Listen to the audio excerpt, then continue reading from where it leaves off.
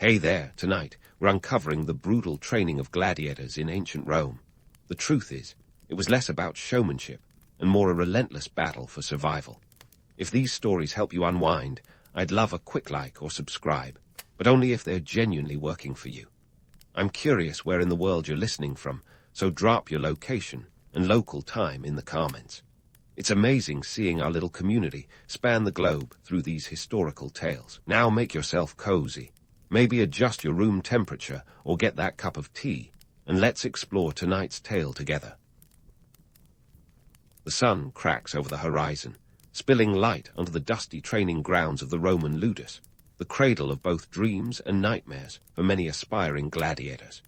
It's the kind of morning that makes you wish for a little more time in bed, but instead, here you are, stepping onto the sand that feels like it's been specially designed to stick between your toes and remind you of your place in this world. Welcome to a day in the life of a candidate for the arena, where the air is thick with ambition and the scent of sweat. Let's cut to the chase. Gladiator schools, or ludi, were the economic engines behind the bloody spectacles that entertained thousands. They were less about honor and more about cold, hard cash. Training a gladiator wasn't cheap. Investing in a warrior could set a Lannister, the owner of a ludus, back anywhere from 3,000 to 15,000 sestertii. To put it in context, that's like plopping down the equivalent of a new family car today. And that's just the initial buy-in. Feeding these human weapons was another cost altogether, requiring a diet rich in beans and barley, with the occasional indulgence of meat, fuel for the muscular machines they were sculpting. The economic stakes were high, but the social dynamics were even more intriguing. Imagine being part of a hierarchy where the top dog, the Lannister, wielded absolute power over your life. This wasn't the kind of boss you could avoid by calling in sick. The Lannister was part drill sergeant, part manager, and part executioner, responsible for turning raw recruits into arena-ready fighters. If you were lucky, you might catch his eye and find favor, perhaps even a chance to rise in rank. But mostly, you were a commodity, a valuable yet disposable asset in a world that valued spectacle over human life. And let's not forget the hierarchy within the gladiator ranks themselves. At the bottom, you've got the tyro, the rookie, still wet behind the ears, and yet to prove their mettle. Above them are the veterani, seasoned fighters who have seen the business end of a trident more times than they care to count. The social dynamics here could be as treacherous as the arena itself. Alliances formed over shared meals or mutual disdain for a particularly harsh trainer, only to be broken by a single fight pairing. But as you walk through the training grounds, it's hard not to get swept up in the myth of it all, even knowing the grim reality. The idea of the gladiator as a romantic hero endures, partly because the Romans were masters of self-promotion. They turned bloodsport into high art, with a propaganda machine that would make modern PR firms weep with envy. The truth was grittier, literally and figuratively. Each day started with the clanging of swords and the shouts of trainers drilling tactics into the heads of their charges. It was a life governed by discipline and danger, where one misstep could mean the end of a career, or worse, the end of a life. Roman society loved a good show, and gladiators were the stars, albeit ones with a short shelf life. They were like ancient sports cars, impressive to watch, costly to maintain, and all too easily wrecked. Yet, despite the harsh conditions, the lure of glory and the chance for freedom kept the ranks filled. Some gladiators were slaves, others were free men who signed up for the fame and fortune that could come with victory in the arena. And in a world where social mobility was about as common as a rainstorm in the Sahara, the arena offered a seductive promise of something more. As the day unfolds, you can't shake the feeling that you're part of something much larger, a well-oiled machine designed to entertain the masses and fill the coffers of the elite. But beyond the economics and the politics, there's a human element that defies easy categorization. Gladiators were both celebrated and scorned, revered for their bravery and pitied for their plight. They were the reality stars of their time, living intense, public lives that could end in the blink of an eye. So, as you stand there, feeling the sun climb higher and the demands of the day settle like lead on your shoulders, you can't help but wonder, is this life a trial by fire or a path to glory? Whatever the answer, one thing is clear. In the arena of ancient Rome, every day is a fight for survival, both on the sand and off. As the sun hits its stride, So do you, or at least you try to. The morning routine at the Ludus is about as forgiving as a Roman tax collector, designed to whip recruits into shape with the subtlety of a sledgehammer. The day kicks off with a brisk run around the dusty courtyard, a warm-up, they call it, though it feels more like a marathon designed to leave you questioning your life choices.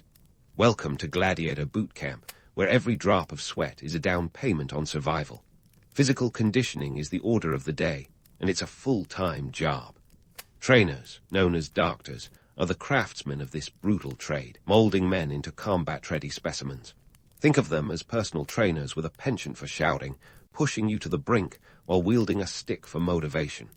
And these guys mean business. Their job security depends on producing champions, not just survivors, and they operate with a no-nonsense intensity that makes modern gym instructors look like cheerleaders at a yoga retreat. The training regimen is as varied as the gladiator types themselves. Let's talk about the Murmillo, the heavyweight champions of the arena, named after the Greek word for fish. They're the beefy guys strutting around with a helmet so big it could double as a birdcage. They're armed with a gladius, a short sword perfect for close combat, and a scutum, a massive rectangular shield that could probably double as a makeshift dinner table. Their training is all about brute strength, honing the ability to bash, slash, and smash their opponents into the afterlife. On the other end of the scale, we have the Restful, the nimble counterpart to the Murmillo's brawn. Picture a fisherman gone rogue, armed with a trident and a net, trying to snare his opponent like a particularly feisty tuna. These guys are the original masters of dodging and weaving, relying on speed and agility rather than raw power. Their training involves endless drills on footwork and precision, turning them into deadly dancers of the sand. It's the ultimate cat-and-mouse game. And for the Restful, every match is a high-stakes fishing expedition where the catch could very well be their own life. Now, while it's easy to get swept up in visions of epic battles and gladiatorial glory, the reality is a bit more, shall we say, earthy. The daily grind includes grueling calisthenics, weapons practice, and sparring sessions that make modern MMA look like a friendly game of tag. Forget protein shakes and pre-workout supplements. The Gladiator's diet was all about practicality. Archaeological finds suggest a menu heavy on carbs, with barley and beans taking center stage, thanks to their muscle-building properties. Meat was a rare treat, reserved for special occasions or a reward for exceptional performance. If you're imagining a Roman paleo diet, think again. It's more like a high-carb, low-glam feast of endurance. Speaking of endurance, the psychological toll of gladiator training is a beast of its own. Imagine staring down an opponent in the arena, knowing that only one of you will leave upright. The mental conditioning required to survive this world is staggering. Trainers didn't just build muscles, they built mindsets, instilling an unyielding focus and a steely resolve. It was about survival of the fittest, both mentally and physically, and the stakes couldn't have been higher. The threat of death wasn't just a possibility, it was a constant companion, as familiar as the sand beneath your feet. Now, let's address the elephant in the room, the romanticized image of the gladiator as a noble warrior, fighting for honor and glory.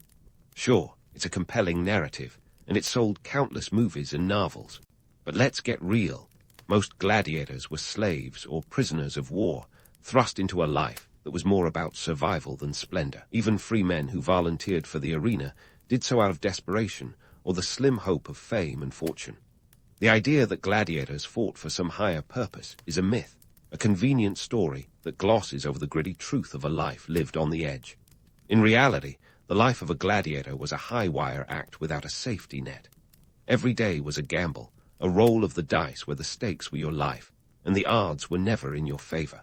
Yet, despite the dangers, the allure of the arena persisted. The chance to rise above your station, to become a hero in the eyes of the crowd, was a siren call that few could resist. It was a world where the line between life and death was razor-thin, and every match could be your last. As the sun begins its descent, casting long shadows over the training grounds, you're left with a sobering thought. Gladiators were both celebrated and condemned, symbols of Roman decadence and daring. They were the rock stars of their time, living on borrowed time, with every match a reminder of their mortality. The harsh reality of their existence was a stark contrast to the legends that surrounded them, but perhaps that's what made them so compelling. In the end, The gladiator's life was a testament to human endurance and the relentless pursuit of glory, no matter the cost. So here we stand, on the cusp between the thrilling spectacle and the cold, hard mechanics of Roman society. Gladiatorial games might have been the ultimate crowd-pleaser, but let's not kid ourselves. They were also a tool of political maneuvering, sharper than any gladiator's sword.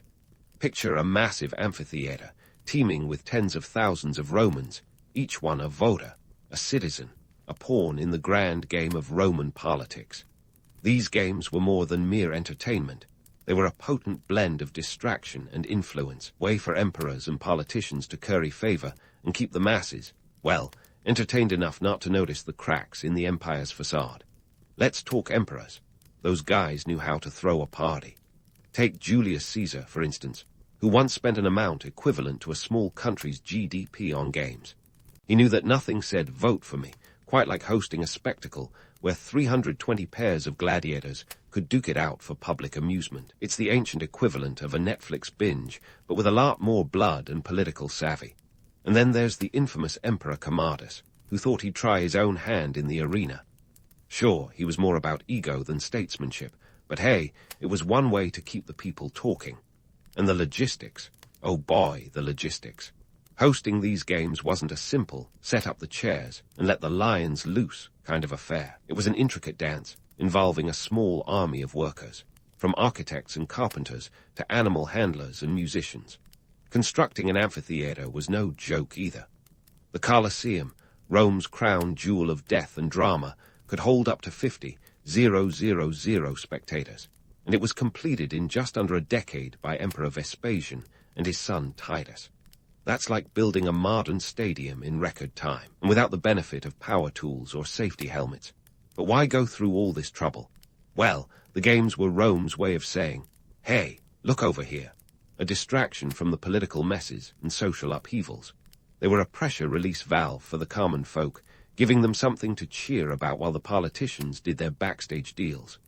Bread and circuses, my friends, keep the people fed and entertained, and they might just forget about the other stuff, like taxes or military defeats. Clever, right?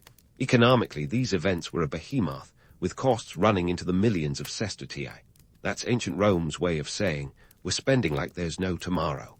But it wasn't just an outpouring of cash. It was an investment. The games fueled a microeconomy all their own. Vendors sold food and drink, artisans crafted weapons and armor, and trainers prepared the gladiators. The ripple effect extended into the local economy, boosting trade and providing jobs even as the games themselves drained the treasury. Now, let's shatter a few myths. Gladiatorial games weren't just about brute force and bloodshed. There was a strange kind of pageantry to it all, a choreographed chaos that appealed to the Roman sense of drama. It was less about random violence and more about showcasing the empire's power and wealth. The games were like a Roman blockbuster, complete with plot twists, heroic feats, and yes, the inevitable tragic endings. So, as you settle into your seat in the vast expanse of the Colosseum, surrounded by the roar of the crowd and the anticipation thick in the air, remember this: every cheer, every gasp, every cry of triumph or despair is part of a grand political ballet. The gladiators might be the stars of the show, but the real power lies behind the scenes. The emperors and politicians are the puppet masters, pulling strings to keep the empire's engine running smoothly, or at least giving the appearance of it. And as the sun dips low over Rome, casting long shadows on the sand-strewn floor of the arena, it's clear that gladiatorial games were more than just a bloody spectacle. They were a testament to Rome's ability to turn even the most brutal of entertainments into an instrument of control and influence. They were a reflection of a society that thrived on contrasts, where life and death coexisted in a delicate balance, and where the line between power and peril was as fine as the blade of a gladiator's sword. And with that, the stage is set for yet more stories from the arena, where history and legend collide in a timeless dance. So here we are, standing at the intersection of myth and reality, the dust of the arena still settling around us. Let's dive into those enduring myths surrounding gladiators, the ones that have been polished to a Hollywood sheen, but might not hold up under the harsh light of historical scrutiny. Buckle up. Truth is often stranger than fiction, and sometimes it's a lot less glamorous. First up on our myth-busting tour, The idea that gladiators were lone wolves, out for their own glory, a la Russell Crowe's Maximus. Reality check. Camaraderie among gladiators wasn't just a nice-to-have, it was a survival strategy. Archaeological finds, like the graffiti at Pompeii, give us a peek into this brotherhood forged in blood and sweat. These guys would band together in what can only be called the OG version of a support group, sharing tips, tricks, and the occasional stolen laugh. Sure, they'd eventually face off in the arena, but until then, it was all about mutual survival. Think of it as a deadly version of Survivor, where alliances could mean the difference between life and death. Now, let's talk about those rare gladiators who actually managed to win their freedom. Ah, the stuff of legends. These stories are like ancient Rome's version of a rags-to-riches tale, complete with a dramatic twist. Take Spartacus, the most famous of them all, who went from slave to gladiator to leader of a massive slave rebellion. And while his story ended in a tragic crucifixion, it still speaks to the tantalizing possibility that a gladiator could break free from their chains, literally and figuratively. Winning enough fights could earn a gladiator a wooden sword known as a rudis, symbolizing their freedom. But let's not kid ourselves. This was a long shot. Estimates suggest fewer than 10% ever tasted liberty. The deck was stacked, and not in their favor. Contrary to the glamorous image of gladiators living for fame and fortune, many were enslaved or coerced into the arena. Yet, a few did volunteer, seeing it as a ticket to a better life. Freeborn volunteers, known as auctorati, often came from the ranks of the destitute, lured by the promise of glory or the heavy purse that could come with a win.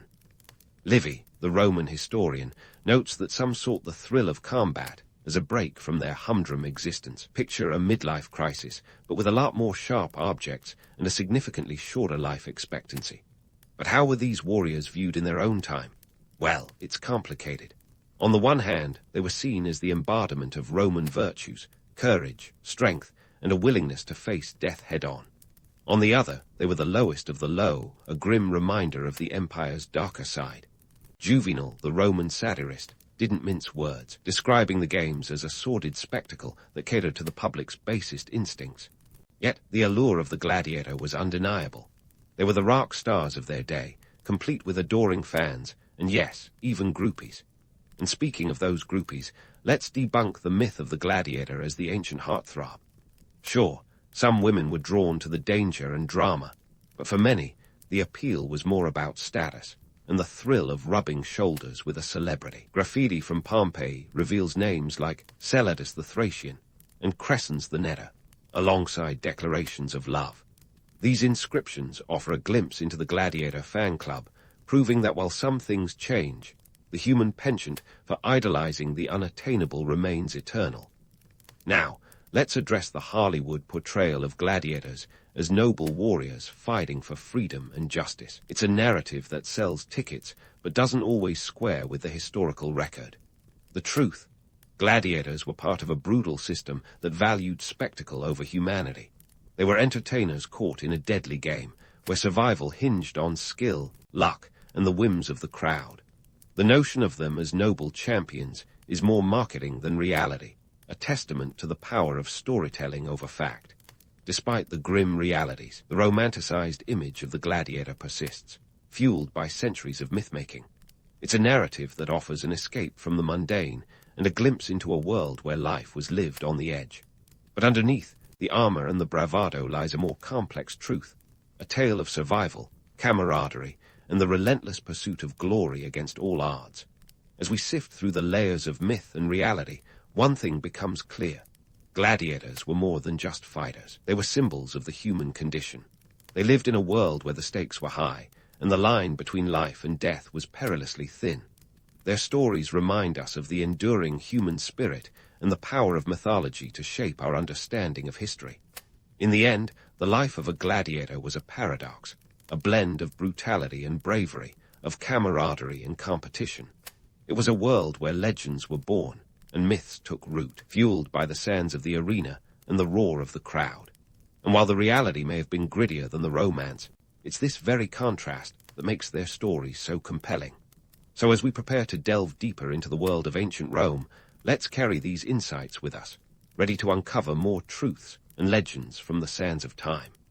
And so, as we dig through the sand-drenched annals of history, we find ourselves marveling at the legacy of the gladiators. These ancient warriors, with their blood-soaked arena ties and larger-than-life personas, have managed to carve out a permanent place in the collective imagination.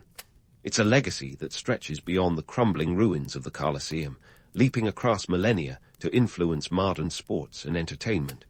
But before we get too starry-eyed, let's ground ourselves in the gritty reality of why these battles to the death continue to captivate us. First off, let's address the elephant in the room. Our modern fascination with gladiators is as much about spectacle as it ever was.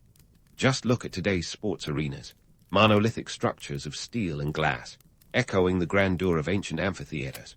Whether it's the roar of a football crowd or the pulse-pounding intensity of a boxing match, we are still enthralled by the same elements that drew Romans to the games: competition, skill, and the raw thrill of victory or defeat. But while today's athletes generally walk away with hefty paychecks rather than fatal wounds, the roots of our obsession are unmistakably ancient. Consider the economic impact. Back in the day, the games were a financial juggernaut, with costs shooting into the millions of sestertii, as we've touched on. Fast forward to the present, and sports are a multi-billion-dollar industry, proof that, while the currency has changed, the underlying economics have not. Athletes are commodities, just as gladiators were, their value determined by performance, fame, and of course, the ability to draw a crowd.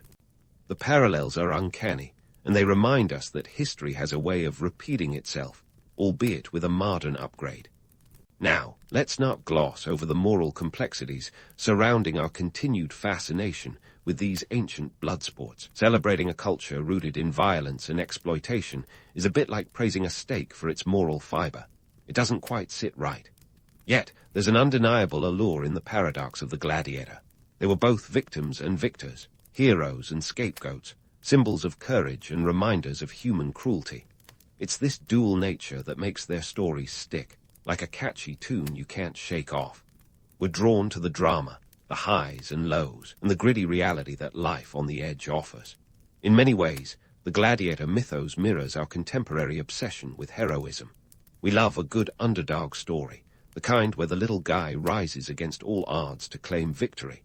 It's why we cheer for the Davids against the Goliaths, why we root for the scrappy fighter in the ring.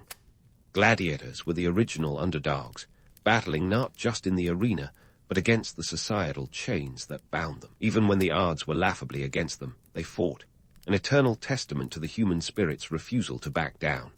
Let's pause for a moment to appreciate the irony.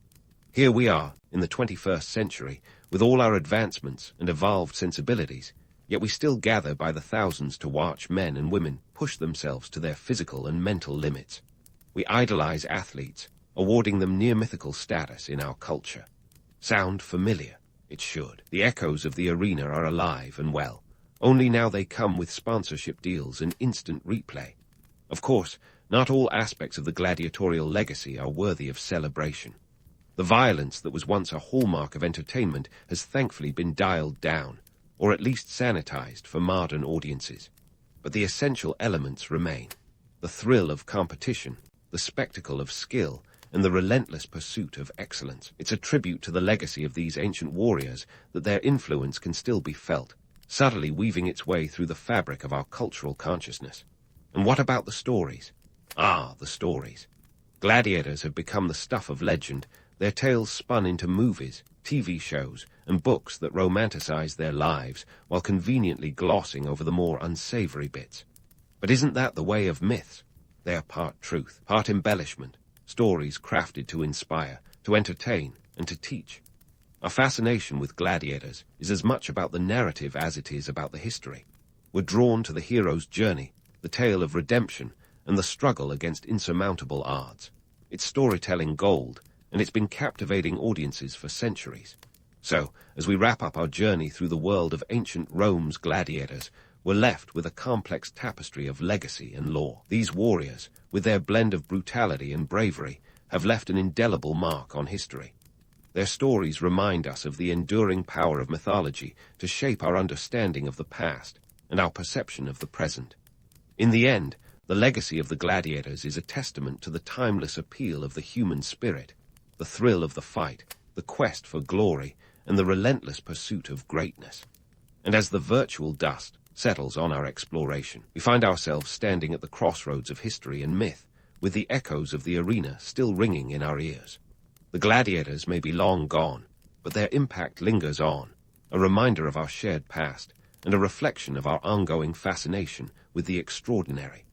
It's a legacy that continues to captivate and challenge us, urging us to look beyond the spectacle and consider the deeper truths that lie beneath the surface. As we move forward, let's carry these lessons with us, ready to explore new stories and uncover more hidden gems from the sands of time. In a world where the air was thick with the scent of revolution and powdered wigs, a young Simon Bolivar was born into a life that screamed privilege, yet whispered destiny. The year was 1783, a time when Venezuela was still very much a Spanish playground, and Simon was just another heir to a fortune built on sugar, slaves, and more land than you'd care to map out on a Sunday afternoon. But little did his peers know, this boy would one day run circles around them, both on horseback and in the annals of history. Growing up, Bolivar wasn't exactly the poster child for hardship. He was born into one of the wealthiest Creole families in Caracas. I mean, we're talking about access to an inheritance that could have funded a small army, and spoiler alert, it later did. His father, Juan Vicente, and mother, Maria de la Concepcion, were the kind of folks who owned entire swaths of land across Venezuela, a veritable monopoly board of real estate and resources. Yet, life had a funny way of keeping Simon on his toes. Both of his parents died before he turned 10, leaving him under the watchful eye of tutors and relatives who preferred the comforts of colonial high society to the rigors of child-rearing. His early education was a patchwork quilt of private tutoring, with a significant chapter under Simon Rodriguez, a radical thinker who probably had more books than friends. This guy was a walking, talking embodiment of Enlightenment ideals, and he wasted no time stuffing Bolivar's young mind with them. Picture a Venezuelan Yoda with a penchant for Rousseau. But Simon wasn't just cramming his head with philosophy. As a teenager, he embarked on what can only be described as the 19th century equivalent of a gap year, though instead of backpacking through Europe, he was more likely to be found in the salons of Paris, rubbing elbows with the intellectual elite. This European tour was a crucial turning point. Young Simon was there to learn the ways of the world, but the world was also in the process of learning which end of the guillotine was the sharp one. France was knee-deep in its own revolution, and Simon was all ears. And here's where things get delightfully awkward. You see, in Europe, Bolivar was often introduced by his aristocratic title, El Libertador, which sounds impressive until you realize that in certain circles, Libertadors were also known for liberally spending their family's fortune on parties and frivolities. There's an anecdote of Bolivar trying to navigate the choppy waters of European aristocracy, where his title earned him more confused looks than invitations. It was a time when having a title was a bit like wearing a fancy hat to a casual brunch. It marked you as important, but also slightly out of touch. Despite this, Bolivar was taking notes. He was witnessing firsthand how the Enlightenment was reshaping Europe. He saw kings dethroned and ideas ignited and probably thought, hey, why not try this at home? It was a time when liberty, equality, fraternity was more than just a catchy slogan. It was a call to action that resonated with him deeply. And let's not forget, Simon wasn't just a passive observer. He was also a participant in the intellectual ferment of the time, absorbing the ideas that would later fuel his fiery speeches and ambitious campaigns. By the time Bolivar returned to Venezuela in 1807, he was a changed man, or at least a man with a suitcase full of revolutionary ideas and a head full of dreams that were far too big for the colonial powers that be. But before he could get down to the serious business of liberating a continent, he had to navigate the tricky landscape of Venezuelan politics, which was a bit like trying to play chess with all queens and no pawns. You had the Spanish crown on one side, colonial loyalists on the other, and in between, a simmering pot of discontent just waiting to explode. In sum, the young Simon Bolivar was a man of contradictions, a wealthy aristocrat with a revolutionary streak, a student of European enlightenment in a world still very much in the dark, and a liberator whose title was as much a source of confusion as it was of inspiration. His early years were a prelude to the epic tale of rebellion and liberation that would follow, setting the stage for one of history's most audacious chapters. So, fresh off the boat from Europe, and with a head full of revolutionary ideals, Bolivar found himself back in Venezuela, ready to set the colonial world ablaze. But here's the twist. It turns out that starting a revolution is a lot like trying to organize a surprise birthday party. You need a plan, a team, and preferably fewer people trying to arrest you. Bolivar's early attempts at liberation were a collection of missteps that could rival the best slapstick comedies of the day. Let's talk about the Cartagena Manifesto, penned in 1812. This was Bolivar's grand proclamation after his first attempt at revolution in Venezuela had gone about as well as a paper umbrella in a hurricane. The manifesto was essentially his Dear Diary moment, laying out why that initial coup had flopped harder than a pancake on a cold griddle. Bolivar blamed the collapse of the First Republic of Venezuela on everything from political infighting to economic mismanagement. He wasn't wrong, but it was like blaming the Titanic's sinking on the size of the iceberg. It missed the bigger picture of why things went south. The manifesto was a mix of fiery rhetoric and self-justification, a spicy blend of I told you so with a dash of let's do this right next time. He argued for strong, centralized leadership, a bit rich coming from a guy who had just overseen a spectacular failure. But hey, if there's one thing history has taught us, it's that confidence can sometimes substitute for competence. Despite its bold ideas, the Cartagena Manifesto didn't exactly light the world on fire. Bolivar was exiled, which sounds dramatic, but was more like being sent to the timeout corner of the Caribbean. And here's where things get interesting. During his exile, Bolivar's efforts to drum up support for his cause were the stuff of legend, or at least, they would be if they weren't so comically ineffective. Picture Bolivar, armed with little more than his charisma and a few loyal followers, trying to convince anyone who'd listen that he was the man to lead South America to freedom. His pitches were met with reactions ranging from polite indifference to outright skepticism. It was like trying to sell ice to penguins. The market just wasn't there. In fact, Bolivar's time in exile was a series of embarrassing setbacks. His attempts to gather a fighting force were more Keystone Cops than elite strike team. There were awkward negotiations, unreturned letters, and more than a few instances of him being politely shown the door. If Bolivar were alive today, his Twitter feed would be a mix of motivational quotes and awkward apologies for technical difficulties. But Bolivar was nothing if not persistent. He eventually found support in the unlikeliest of places, Colombia. In 1813, he launched the admirable campaign, a bold, albeit underfunded military expedition to liberate Venezuela. It was a risky move, like betting your last dollar on a horse with 3 legs, but somehow, against all odds, it worked. Bolivar's forces captured Caracas, and he was hailed as a hero. For a moment, it seemed like the myth of the infallible leader might actually have some truth to it, yet the victory was short-lived. The Spanish forces regrouped, and by 1814, Bolivar was on the run again. His revolution was once more in tatters, and he was forced to flee to Jamaica. There he penned the famous Letter from Jamaica, where he eloquently laid out his vision for a united Latin America. It was a manifesto for a continent, a plea for unity, and a reminder that Bolivar's dream was far bigger than any one country. Let's not sugarcoat it. These early failures were costly. Lives were lost, resources drained, and morale was lower than a limbo stick at a Caribbean festival. Bolivar's reputation took a hit, and his invincibility myth was as full of holes as Swiss cheese. But here's the kicker. Failure didn't stop him. Bolivar's early revolutionary career was a masterclass in perseverance. He understood that revolutions aren't won in a day or even a year.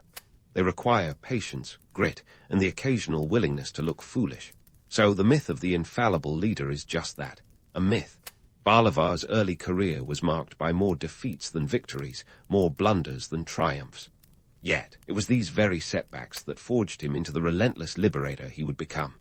Failure, as it turns out, was just a stepping stone to success. And as Bolivar would soon learn, the road to liberation was long, winding, and filled with more than a few comedic detours. And so, with a track record that looked more like a blooper reel than a highlight reel, Bolivar found himself back at square one. But if history teaches us anything, it's that the truly audacious never let a little thing like repeated failure slow them down. Bolivar was about to embark on a comeback tour that would make Rocky Balboa look like a quitter. His eyes were now set on the Andes, a range of mountains so formidable they might as well have had a "Do Not Cross" sign posted at the base. In 1819, Bolivar decided it was time to do what any sensible leader of a struggling revolution would do: lead an army across one of the most treacherous mountain ranges in the world. Because why not? When you're short on options, you might as well go for the Hail Mary play. The Andes crossing wasn't just a logistical challenge, it was military madness, the kind of plan that sounds like a rejected script for a buddy adventure film. Picture this: an army of about 500 men, with more gumption than gear, setting out to cross peaks that soared over 13,000 feet. That's higher than the average commuter flight altitude. Talk about aiming high. The journey began in the Llanos, the lowland plains of Venezuela and Colombia, a terrain as flat as a pancake that lulled the soldiers into a false sense of security before the real fun began. As they approached the Andes, the army faced a climate shift so drastic it was like going from a sauna to a freezer. The soldiers, many of whom thought snow was a mythical substance like unicorns or honest politicians, were in for a rude awakening. But Bolivar wasn't just marching an army, he was leading a mobile menagerie. The army's supply chain included horses, mules, and even a few llamas, because when you're tackling logistical nightmares, why not throw in some South American flair? Yet, despite their best efforts, the real challenge was feeding this ragtag group. Picture trying to organize a buffet for a massive wedding, but instead of a caterer, you've got a guy with a pocket full of beans and some questionable jerky. One of the more bizarre solutions to the food shortage was the consumption of chiguaya, a creature that looks like a guinea pig on steroids and is better known as a capybara. This giant rodent was the unsung hero of the Andes crossing, providing sustenance when the usual rations ran out. It's a testament to Bolivar's resourcefulness, or desperation, that his army was more than willing to dine on what was essentially a furry water hog. As Bolivar's army slogged through the icy passes, they faced not only hunger, but also hypothermia and altitude sickness. It was as if Mother Nature had decided to host her own version of Survivor, Andes edition. And yet, through sheer determination, and perhaps a touch of madness, they persevered. Bolivar himself was the Pied Piper of this perilous parade, his charisma and unshakable belief in the cause keeping morale from plummeting as fast as the temperature. The crossing of the Andes was more than just a physical feat, it was a psychological triumph. Bolivar's ability to lead his men through such adversity cemented his status as El Libertador. This wasn't just about military strategy, it was about proving that the seemingly impossible was merely a challenge to be conquered. The crossing became the stuff of legends, and for good reason. Imagine telling someone in a cozy, candlelit salon in Bogotá that you just walked an army over the Andes. It was the kind of story that made you the toast of the town, or at least earned you a free drink. Against all odds, Bolivar's forces emerged from the mountains not as a ragged band of survivors, but as a renewed army, ready to take on the Spanish forces. Their first major engagement after the crossing was the Battle of Boyacá on August 7, 1819. This battle was a game-changer, a swift and decisive victory that sent the Spanish forces packing faster than you can say, "Hasta la vista." It was a glorious vindication for Bolivar, whose gamble had paid off in a way that would make even the most seasoned Vegas high roller envious. But let's not get too carried away with the romance of it all. Yes, the crossing was epic, but it was also brutally costly. Of the 500 men who started the journey, only about 800 reached the other side. It's a stark reminder that the path to liberation was paved with sacrifice, not just bold strategy. The price of freedom, as Bolivar well knew, was often paid in blood and sweat. This triumphant return to the political and military stage set the scene for Bolivar's continuing campaigns across South America. With Colombia now largely under control, Bolivar set his sights on Venezuela and Ecuador, determined to liberate them from Spanish rule. Each campaign was a complex chess game, with Bolivar as the grandmaster, maneuvering his pieces across the board with a mix of cunning and sheer audacity. The economic context of these campaigns, is crucial to understanding Bolivar's success. South America's economy at the time was a tangled web of colonial exploitation, with resources flowing out faster than you can say imperial trade imbalance. Bolivar knew that political independence was only part of the equation. Economic autonomy was equally vital. His vision for a united Latin America wasn't just about drawing new borders on a map. It was about creating a self-sustaining region that could stand on its own 2 feet. However, Bolivar's campaigns were as much about hearts and minds as they were about military might. Winning over the local populations was essential, and Bolivar's charisma was his secret weapon. He understood that liberation wasn't just about exchanging one set of rulers for another. It was about forging a new identity for a continent long defined by its colonial masters. As Bolivar's forces marched south, his reputation as a liberator grew. But let's not forget that myths often gloss over the gritty details. The romantic notion of Bolivar as a flawless hero ignores the messy, complicated reality. Yes, he was a visionary leader, but he was also a man navigating a turbulent sea of political intrigue, regional rivalries, and the occasional mutiny. His ability to keep a coalition of often fractious allies together was nothing short of miraculous. And so, Bolivar's story continued, a tapestry of victories and setbacks, triumphs and trials. His vision for a united Latin America was closer than ever, yet the path ahead was fraught with challenges. But if history had taught us anything by now, it was this: never count Simon Bolivar out. With every setback, he found a way to turn it into a stepping stone, making the improbable a reality. As the sun set on another day of campaigning, Bolivar's dream was still very much alive, a beacon of hope in a world yearning for change. And while the final chapters of his epic tale were yet to be written, one thing was certain: the Liberator was far from finished. Stay tuned, because the best was yet to come. Now, let's dive into Bolivar's next big act, post-victory governance. Imagine liberating a continent only to find out that managing it is like herding cats, except the cats have muskets and a penchant for political drama. Bolivar's dream of a united Latin America was about to collide with the reality of regional rivalry and the unfortunate tendency of humans to argue over just about anything, including which side of the bread to butter. Enter Gran Colombia, Bolivar's ambitious experiment that aimed to unite Venezuela, Colombia, Ecuador, and eventually Peru and Bolivia under a single government.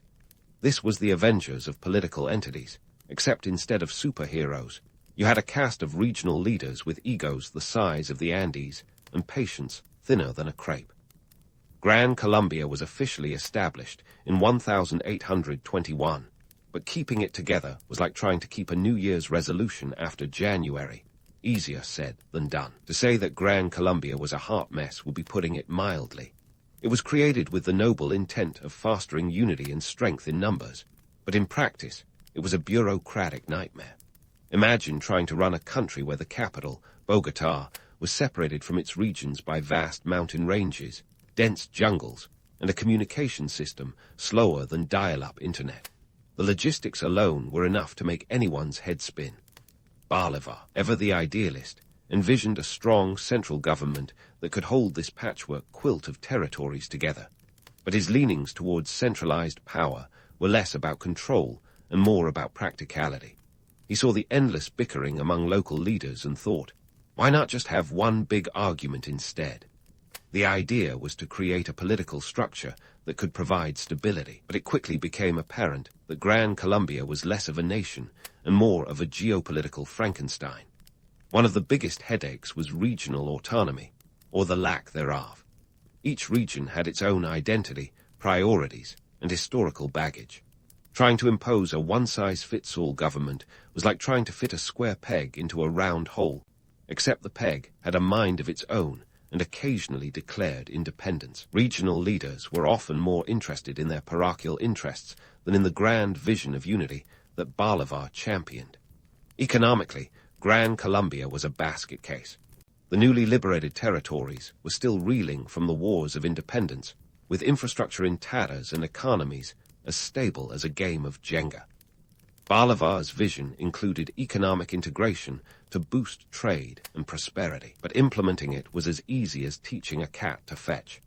Inflation ran rampant, and funding for basic governance was about as predictable as a lottery draw. Socially, the challenge was equally daunting. The population was a diverse mix of indigenous peoples, mestizos, and European-descended elites, each with its own expectations and grievances. Bolivar's dream of a unified Latin American identity was a tough sell when the reality was a mosaic of cultures that often found common ground only in their mutual distrust of centralized authority. Then there was the issue of democracy, or the illusion of it. Bolivar, despite his revolutionary ideals, wasn't exactly sold on the idea of letting just anyone have a say in government. He once remarked that governing the region was akin to ploughing the sea, a Sisyphean task that made him question whether democracy was worth the headache. His frustration with the political infighting and endless debates made him long for the simplicity of military command, where orders were followed without question. In his defense, Bolivar wasn't dismissing democracy out of hand. He was skeptical of its feasibility in a region still grappling with the aftermath of colonialism. He saw the democratic experiments in Europe and North America and thought, sure, but have they tried this with a side of civil war? The chaos of post-revolutionary politics made him wary of too much popular involvement too soon. It was as if he wanted democracy, but on a trial basis, with a return policy just in case things went south. Yet, despite the chaos, Bolivar persevered. He was a man driven by vision, not by circumstance, and he refused to let the fractious nature of Gran Colombia derail his dream. His charisma and reputation as El Libertador remained potent tools, helping to paper over the cracks in the political structure, at least temporarily. The myth of Bolivar as a flawless leader began to fade, revealing a man all too human, grappling with the very real challenges of governance. His struggle to hold Gran Colombia together was a testament to his determination, but it also highlighted the limits of even the most charismatic leadership. The grand experiment was fraying at the edges, and Bolivar knew that the clock was ticking.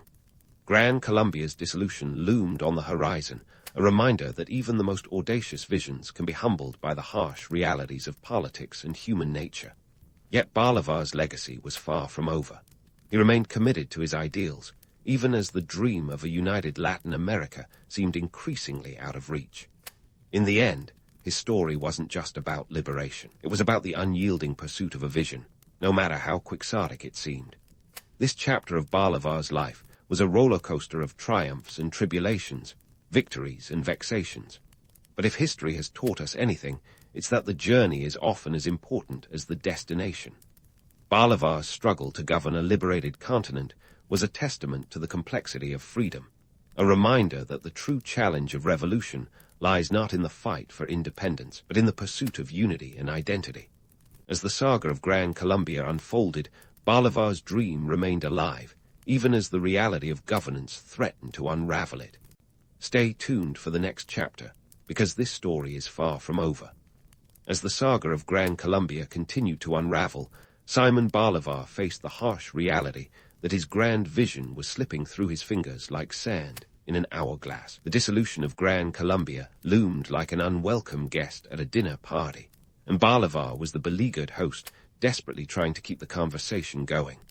By the time 1830 rolled around, the writing was on the wall, quite literally, if you consider the graffiti popping up decrying centralized rule. Bolivar's health was failing. His political support was crumbling faster than a cheap cookie, and all those grand dreams of united Latin America were starting to resemble a mirage more than a manifesto. Let's take a moment to peek behind the curtains of this mythic hero's final act, where reality often outstripped the romance. In the twilight of his career, Bolivar found himself at odds with the very ideals he once championed. His health was in decline. Tuberculosis was the culprit, a grim reminder that even the mightiest of historical figures can be brought low by something as mundane as a bacteria. Bolivar's once ironclad resolve was now as brittle as his health, and his political allies were jumping ship faster than rats from a sinking schooner. It's a classic case of, what have you done for me lately? In the world of politics, where yesterday's hero is today's scapegoat. Despite his deteriorating condition, Bolivar's mind was as sharp as ever, even if his body was betraying him. He continued to write about his vision for the continent, penning letters and documents that reflected both his enduring hope and his creeping disillusionment. The famous Ultima Proclama, or Last Proclamation, issued in December 1830, was a poignant farewell. In it, Bolivar acknowledged that he had failed to achieve his dream of a united Latin America, admitting that he had plowed the sea. It's a line that sticks with you, like a particularly haunting melody, capturing the futility he felt in the face of insurmountable odds. Economically, Bolivar's final years were a stark contrast to his earlier life of privilege.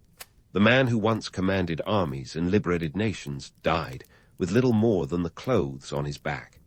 His financial situation was as bleak as a winter's day, reflecting the bitter irony of a liberator who ended up imprisoned by poverty. It's said that when he died, he had less than 17 pesos to his name, about enough to buy a decent meal, but not much else. This was a man who had once wielded power like a sword, now reduced to a footnote in his own story, a tragic hero in the classical sense.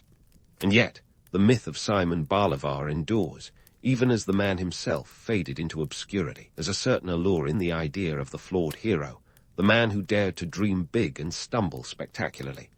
Bolivar was a revolutionary who lived and died by his ideals, a complex figure who defies easy categorization. His failures were as instructive as his successes, offering lessons in perseverance and the perilous pursuit of utopia. He was a man who understood that revolutions are messy affairs, with more grey areas than a foggy morning. Reflecting on Bolivar's legacy, it's clear that his story is as relevant today as it was 2 centuries ago. The romanticized image of El Libertador, gallant, unyielding, and larger than life, is a compelling narrative, but it's only part of the picture. The reality is that Bolivar was a man of contradictions, a visionary who sometimes struggled to see the immediate, a leader whose charisma was matched only by his occasional political missteps. He was a liberator who understood that freedom is not just a state of being, but a continuous struggle, a perpetual balancing act between ideals and realities. In a modern context, Bolivar's life reads like a cautionary tale about the limits of human ambition and the complexities of leadership. His achievements are undeniable. He played a crucial role in liberating 6 nations, a feat that would make even the most ambitious world leaders blush. Yet, his inability to secure lasting peace and unity across the continent serves as a reminder that even the most noble of causes can be undone by the intricacies of human nature and the inexorable march of time. Perhaps that's the crux of Bolivar's legacy. He was a man who dared to dream impossibly big, and in doing so, he left an indelible mark on history. The romanticized figure of Bolivar, the one who rides into battle with a sword in one hand and a constitution in the other, is an aspirational ideal. But the real Simon Bolivar, with his flaws and frailties, is the one who offers the most profound lessons. His life was a testament to the enduring power of hope, the relentless pursuit of change, and the sobering reality that revolutions are as much about the journey as they are about the destination. As we draw the curtain on Bolivar's story, left with a mix of admiration and reflection, his achievements were monumental, his vision unparalleled, yet his life was also a poignant reminder of the cost of greatness. In the end, Bolivar's legacy is not just that of a liberator, but of a man who dared to confront the impossible, fully aware of the price he might pay. And as we ponder his place in the annals of history, we're left to wonder, what is the measure of a true hero? Is it the battles won, the nations freed, or perhaps the audacity to dream beyond the limits of one's reality? Whatever the answer, Simon Bolivar's story continues to inspire, a testament to the power of ideals in shaping the course of history. Julius Caesar strolled into history with the swagger of someone who knew destiny had reserved a VIP seat just for him. Born into the patrician Julii family in 100 BCE, which sounds fancy until you realize they were more noble in name than wealthy in wallet. Rome was a place where prestige came with a price tag, and young Julius was about as rich as a toga made of burlap. But hey, when your uncle is Gaius Marius, military legend and 7-time consul, you're bound to get a leg up, or at least a decent set of armor. Marius was the kind of guy who made his own rules, and not just in the I'll double park my chariot way. He reformed the Roman army, opening it up to the landless masses, which was as revolutionary as letting peasants into the VIP section of the Colosseum. This wasn't just a family tree, it was a political jungle gym, and Julius was ready to climb. But before Julius could start his ascent, he had to survive adolescence in a city that was both a republic and a soap opera. At 16, his father died unexpectedly, leaving him as the family patriarch. Talk about a sudden baptism by fire. Though not quite ready to lead armies, young Caesar was already showing signs of his later ambition and cunning. He promptly entered the world of politics, which, in Rome, was less about campaigning and more about surviving assassination attempts. Now, speaking of survival, let's sail over to one of the most curious episodes of Caesar's early life, his capture by pirates. At 25, while sailing the Aegean Sea, Caesar was nabbed by pirates. You might think he'd be panicked, but instead he was annoyed, more like someone whose room service was late. When the pirates set his ransom at 20 talents of silver, equivalent to about 620 kilograms, or roughly $600,000 today, he laughed in their faces and insisted they were worth at least 50 talents. That's like negotiating your own ransom from a used car lot. During his captivity, he made himself at home, ordering the pirates around, insisting they listen to his poetry and speeches. It said he even threatened to crucify them, which they found hilarious. Spoiler alert, he did come back later to do exactly that. Caesar wasn't one to make empty threats. Once his ransom was paid, he was free to continue his journey, and his journey was all about climbing that Roman political ladder. He started as a prosecutor, taking on cases that would make him famous among the populist crowd. But the real power moves came with his election as Pontifex Maximus in 63 BCE. This wasn't just a religious title. It was a power platform, like becoming head of the Church of Rome, combined with being a top celebrity influencer. The role offered Caesar a house in the Forum, a lifetime gig, and a direct line to the Roman guards. Talk about networking. But the path to power in Rome was rarely straight, nor was it paved with good intentions. Caesar had to navigate a world where political alliances were as stable as a sandcastle at high tide. He married well, twice, aligning himself first with the daughter of Lucius Cornelius Cinna, then with Pompeia, a granddaughter of Sulla, one of Rome's most feared dictators. Love connections in Rome were less about romance and more like a game of political chess, with each marriage a strategic move. As Caesar's career took off, so did his debts. He borrowed heavily to fund his campaigns and public displays, essentially living on credit. It said he once owed more than 25 million sesterces, a sum that would make a modern-day credit card company swoon. But this was Rome, where financial ruin could be just another step toward political glory. By understanding the world Caesar was born into, where family connections were everything and ambition had no ceiling, we get a clearer picture of why he emerged as such a dominant force. He was a master of reinvention and adaptation, traits that would propel him to the heights of Roman politics and eventually make him one of history's most famous and infamous figures. As we unravel the layers of Caesar's early years, the stage is set for a journey that would see him redefine what it meant to hold power in Rome. From a young man negotiating his release from pirates to taking on the most revered religious office in the city, Caesar's life was a mix of calculated risks and audacious moves, and this was just the beginning. Stay tuned, because when it comes to Julius Caesar, the plot only thickens. As Caesar's life story unfurls, we witness a man who could turn adversity into opportunity with the finesse of a magician pulling rabbits out of a toga. Now, let's fast forward to the time when Caesar's ambitions moved beyond the political chessboard of Rome and onto the battlefield, a place where he really started to shine with that legendary military genius of his. Into the Gallic Wars, a series of campaigns that would not only expand the Roman Republic's frontiers, but also catapult Caesar into the annals of military history. The Gallic Wars kicked off in 58 BCE, and it wasn't just about flexing muscles or grabbing land. Oh no, this was Caesar's stage, and he played the part of a military maestro, conducting his legions with precision and flair. Gaul, modern-day France, and its neighboring regions, was a patchwork of tribes, alliances, and rivalries. While Rome saw it as a land of opportunity, the Gauls saw the Romans as uninvited party crashers. But Caesar, with his usual charm and audacity, aimed to bring the whole unruly gathering under Roman rule. Now, Some might say Caesar was just in the right place at the right time, but that would be like calling a tornado a gentle breeze. Caesar's campaigns were marked by strategic brilliance and a touch of the dramatic. Take the Battle of Alesia in 52 BCE, for example, where he laid siege to the Gallic chieftain Vercingetorix's forces with a double wall of fortifications.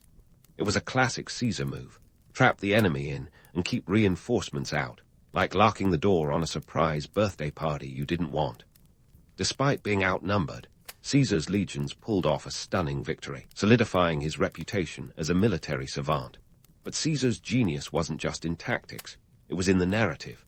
He penned Commentarii de Bello Gallico, a series of commentaries on the Gallic Wars that doubled as a masterclass in ancient spin.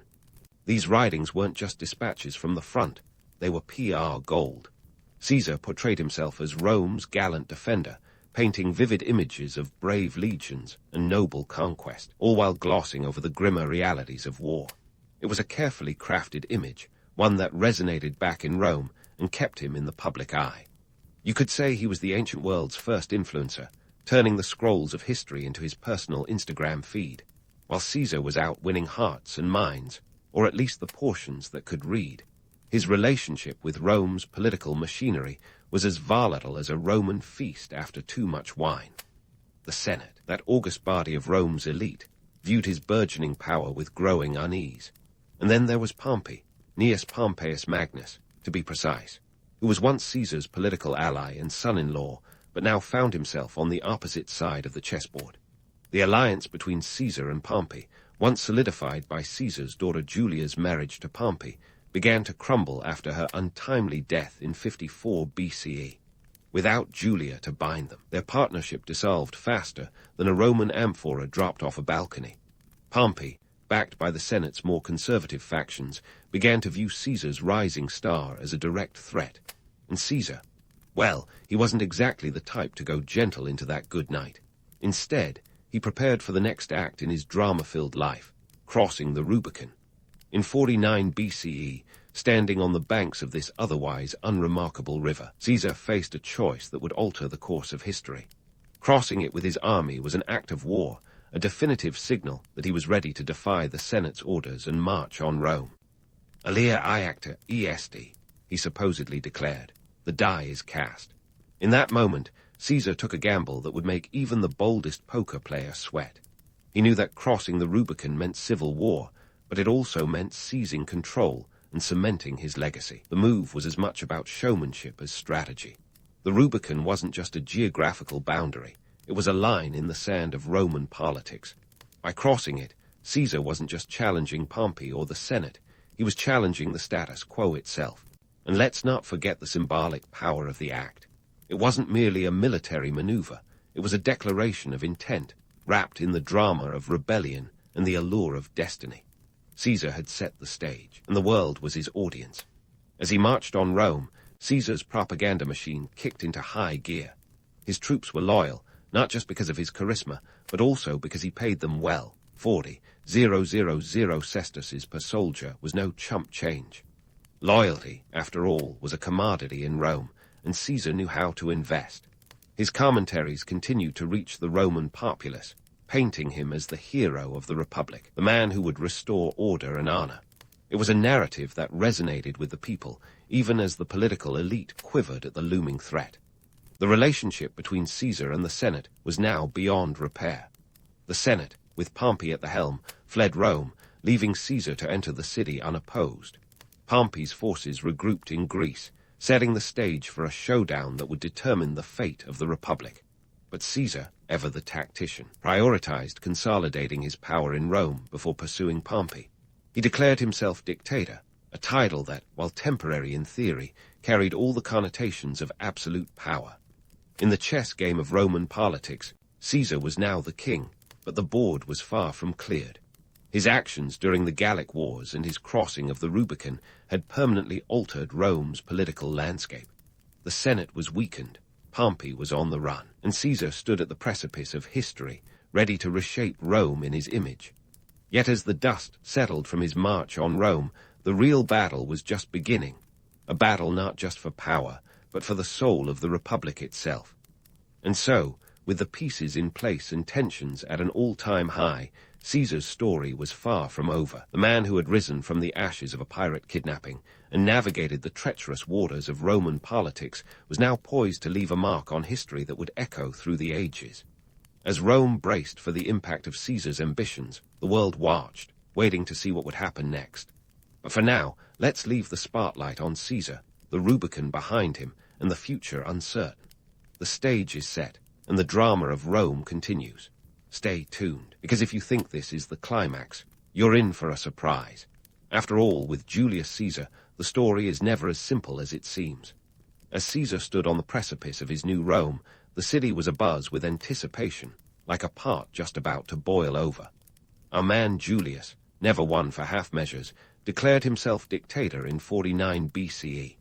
Now, in the Roman Republic, a dictator was supposed to be a temporary position, like a substitute teacher who steps in during a crisis with the promise of a swift exit. But Caesar was no substitute, and he had no plans for a quick goodbye. He was here to stay, and boy, did he have plans.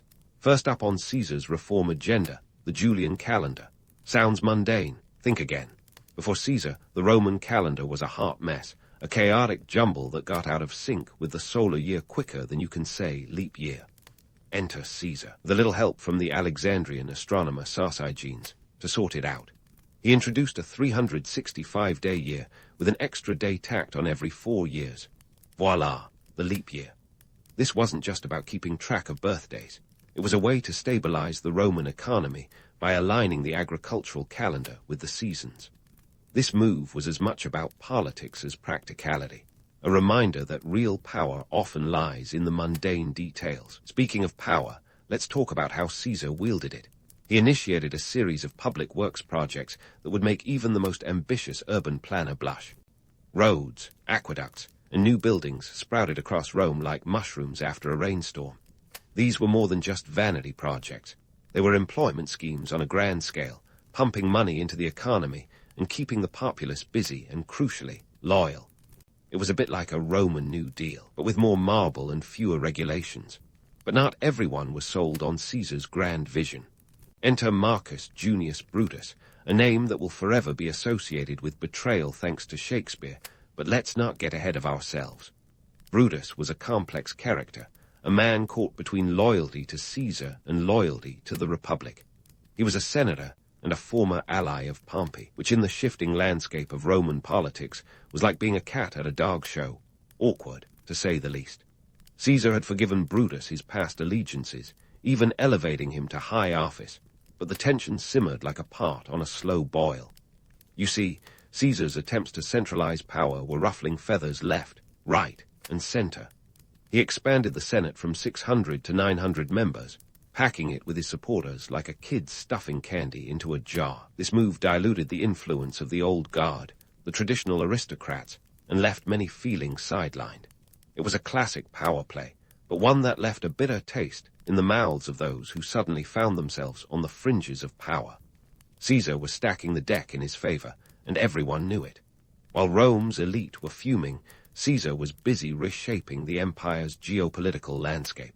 He granted citizenship to many provincials, those non-Romans who lived under Roman rule.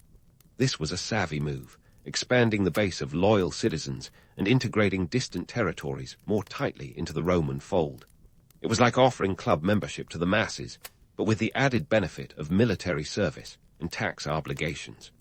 Citizenship was a prized commodity, and Caesar was doling it out like party favors, enough to make even the most skeptical provincial feel a pang of Roman pride. But beneath the surface of these reforms, there was a simmering discontent. Many Romans saw Caesar's actions as a direct threat to the Republic's sacred traditions. The idea of a single man holding so much power was anathema to the Roman ethos, which prized collective governance, however flawed it might have been. Caesar, for all his charisma and vision, was steering dangerously close to the edge of tyranny, and in Rome, that was a line you crossed at your peril. Meanwhile, Caesar's personal life was just as tumultuous as his political one. His relationship with Cleopatra, Queen of Egypt, was the talk of the town. Cleopatra wasn't just any queen. She was a political powerhouse in her own right, with ambitions that matched Caesar's stride for stride. Their alliance was both romantic and strategic, a union that brought Egypt firmly into Caesar's sphere of influence. Together, they were the ancient world's ultimate power couple, a duo that could rival any modern celebrity pairing in terms of intrigue and spectacle. But while Caesar and Cleopatra's romance captured imaginations, it also fueled resentment back in Rome. To many, Cleopatra was a foreign queen with too much sway over their leader. The optics weren't great, and in politics, perception often trumps reality. Caesar's dalliance with Cleopatra was seen by some as a betrayal of Roman values, a sign that perhaps he was more interested in personal glory than the good of the Republic. As Caesar's influence grew, so did the whispers of conspiracy. His reforms, while transformative, had created a swell of opposition among Rome's elite.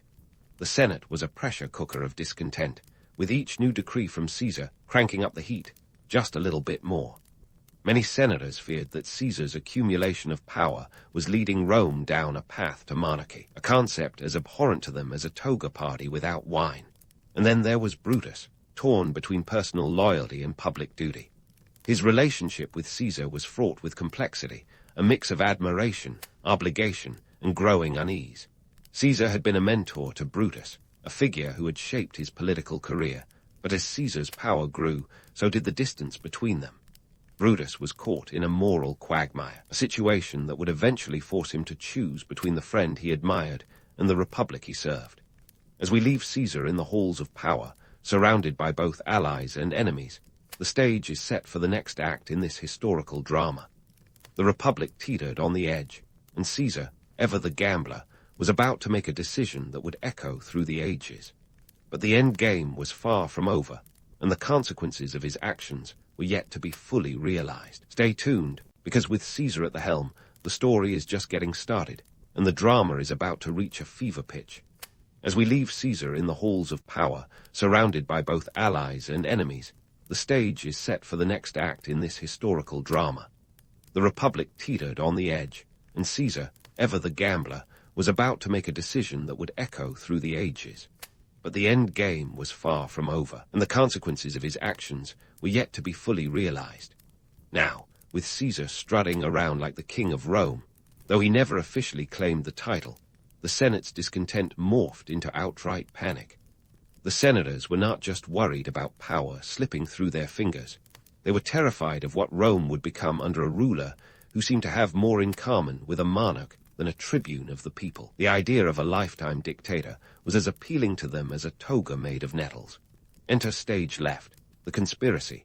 You see, the Senate wasn't just a retirement home for old aristocrats. It was a breeding ground for intrigue and backstabbing. The likes of Gaius Cassius Longinus and Marcus Junius Brutus began to hatch a plan that would make even the most seasoned soap opera writers take notes. Cassius, a soldier with a nose for opportunism, and Brutus, the conflicted philosopher-turned-politician, were at the heart of this deadly scheme. They were the Brangelina of Roman politics, only with fewer red carpets and more daggers. The conspiracy was fueled by a toxic cocktail of fear, jealousy, and the ancient Roman love of tradition. To them, Caesar was the embodiment of everything that was wrong with the new Rome, an unchecked power that threatened to snuff out the Republic's flickering flame. They saw themselves as the last bastions of Roman virtue, defenders of the old ways against a man who was reshaping Rome in his image. And let's be honest, Caesar's image was a bit too grand for their liking. Caesar, for his part, was oblivious, or at least appeared to be, as he went about his business of ruling and reforming. Perhaps he was lulled by his own popularity among the masses, or maybe he was just too engrossed in his plans to notice the storm brewing right under his nose. Whatever the case, he failed to see the danger signs as clearly as a Roman road sign written in Greek. And then there were the myths. Oh, the myths. Legend has it that Caesar's last words to Brutus were "Et tu, Brute," a line made famous by Shakespeare, but with about as much historical backing as a tabloid headline. In truth, what Caesar actually said remains as elusive as a charioteer in a sandstorm. Some sources suggest he didn't say a word, while others claim he uttered something in Greek, possibly kaisu teknon, meaning, "You too, my child." But let's be real, the drama of betrayal is so much juicier with a poetic flourish, even if we have to thank the bard for that little embellishment. As the Ides of March approached, March 15th, 44 BC, to be exact, The conspirators tightened their plans like a noose around Caesar's neck. The setting, the theater of Pompey, a grand structure that doubled as a Senate meeting place, and ironically, a monument to Caesar's now rival, Pompey. It was a place where politics and performance art intersected, and on this fateful day, the performance would be one for the annals of history. Caesar, despite numerous warnings, some from soothsayers, others from concerned friends, decided to attend the Senate meeting. Perhaps he thought he was invincible, a common misconception among those who believe their own hype. Or maybe he simply underestimated the lengths to which his enemies would go. Either way, his decision to go was like walking into a lion's den wearing a suit made of steak. The conspirators, numbering around 60, were ready. Armed with daggers concealed beneath their togas, they surrounded Caesar as he entered. What followed was less a battle and more of a brutal, frenzied attack. Caesar was stabbed 23 times, though only 1 or 2 wounds were actually fatal. This wasn't just a murder. It was a political statement carved in flesh. The conspirators believed they were saving the Republic, but in reality, they were unleashing chaos. The aftermath was as messy as you'd expect from such a violent act. Rome didn't suddenly revert to its former Republican glory. Instead, it spiraled into a series of civil wars that would ultimately pave the way for the rise of the Roman Empire under Augustus. The conspirators, in their bid to save the Republic, had unwittingly sealed its fate. And what of Brutus, the man who had once been like a son to Caesar? His role in the assassination was a Shakespearean tragedy in itself, a tale of loyalty, betrayal, and misguided idealism. He and his fellow conspirators were hailed as liberators by some, but as traitors by others. The fickle winds of public opinion proved as dangerous as any blade, and the Republic they sought to restore slipped further from their grasp. Caesar's assassination is often mythologized as the ultimate act of political defiance, but it's worth remembering that it was also a symptom of a deeper malaise within Roman society. The Republic was already ailing, its institutions creaking under the weight of corruption and power struggles. Caesar's death was not a cure, but a catalyst for the Republic's transformation into an imperial powerhouse. As we pause on this dramatic scene, with Caesar lying lifeless on the Senate floor, the story is far from over. The power vacuum left by his death would ignite a new phase in Rome's history, one that would see the rise of Augustus and the birth of an empire. The conspirators' dream of a restored republic would soon crumble, leaving only the ghost of what once was. But that's a tale for another time. For now, the Ides of March serve as a stark reminder of the perils of ambition and the fine line between hero and villain. Stay tuned, because the saga of Rome has plenty more twists and turns to come, and the echoes of Caesar's fall will resonate far beyond the walls of the Senate. And so we stand on the precipice of Caesar's murder, a moment that sent ripples through history, like a stone thrown into a particularly murky pond. The assassination was supposed to be a clean cut, a surgical removal of a dictator that would restore the Republic to its former glory. Instead, it ignited a raging wildfire of chaos and civil strife, extinguishing any remaining flickers of Republican idealism. The conspirators had hoped to save Rome, but instead they lobbed it into a blender set to puree. In the immediate aftermath, Rome was a city in shock. Imagine the confusion and fear that must have filled the streets as news of Caesar's death spread. But let's not romanticize it too much. This wasn't some noble sacrifice on the altar of democracy. It was a brutal power play, pure and simple. The conspirators fled, leaving the city to grapple with the sudden void of leadership. The power vacuum was as vast as the Colosseum and just as treacherous. Enter Mark Antony, Caesar's loyal lieutenant, and a man with a knack for turning chaos into opportunity. Antony was quick to seize the moment, delivering a funeral oration that will be remembered for centuries and famously dramatized by Shakespeare.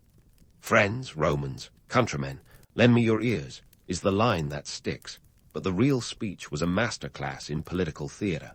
He whipped the crowd into a frenzy, turning public sentiment against the conspirators faster than you could say, Brutus who. Antony's speech was the match that set the pyre of civil war ablaze. With the Senate in disarray and the conspirators on the run, Rome was like an unattended chariot careening wildly down the Appian Way. Antony, not one to miss a chance to consolidate power, quickly allied himself with Octavian, Caesar's adopted heir and grandnephew. Octavian was just 18 at the time. But he was as shrewd as a fox and twice as ambitious. Together with Lepidus, they formed the Second Triumvirate, a political alliance with the charm of a three-headed hydra. This alliance wasn't just about power sharing. It was a bloody vendetta against their enemies. They initiated proscriptions, a grim list of enemies to be hunted down and executed, their wealth confiscated to fund the triumvirs' war efforts. It was a purge that made the reign of terror look like a garden party. Over 2,000 equestrians and senators were killed, including Cicero, the famed orator who had dared to critique Antony. It was a chilling reminder that in Rome, political dissent could be as deadly as a dagger in the dark. As the triumvirs carved up the Roman world like a holiday roast, the stage was set for yet another round of civil wars. Antony and Octavian turned their sights on Brutus and Cassius, who had fled to the eastern provinces to raise their own armies. The ensuing conflict culminated in the Battle of Philippi in 42 BCE, where the forces of the Second Triumvirate clashed with the so-called Liberators. Spoiler alert, the Liberators lost. Brutus and Cassius both committed suicide, leaving the Republic's last defenders dead on the battlefield. With their rivals out of the way, Antony and Octavian divided the empire between them. Antony took the east, cozying up to Cleopatra in Egypt, while Octavian held sway in the west. But peace was a fleeting dream, slipping through their fingers like sand. The alliance between Antony and Octavian was as stable as a house of cards in a wind tunnel teetering on the edge of collapse. Their rivalry simmered, each waiting for the chance to strike, and strike they would. Octavian, ever the propagandist, painted Antony as a traitor to Rome, accusing him of becoming Cleopatra's puppet. It was a smear campaign for the ages, convincing the Roman public that Antony had not just betrayed the Republic, but his very Romanness. The final showdown came at the Battle of Actium in 31 BCE, a naval engagement that would decide the fate of the Roman world. Octavian emerged victorious, and Antony and Cleopatra's tragic end became the stuff of legend, their suicides marking the last gasp of resistance to Octavian's rise. With Antony out of the picture, Octavian returned to Rome as its unchallenged master. He was shrewd enough to realize that the title of dictator was as cursed as Caesar's last toga, so he took the name Augustus, ushering in the Roman Empire's golden age. The Senate, now a shadow of its former self, granted him unprecedented powers, effectively making him Rome's first emperor. It was a clever rebranding of monarchy wrapped in republican robes, a political sleight of hand that would ensure his rule for decades. And what of Caesar's legacy? His life and death became a blueprint for both tyranny and reform, a cautionary tale wrapped in a cloak of ambition. He was both a hero and a villain, depending on who was telling the story. His name became synonymous with power. Think Kaiser in German or Tsar in Russian, both derivatives of Caesar.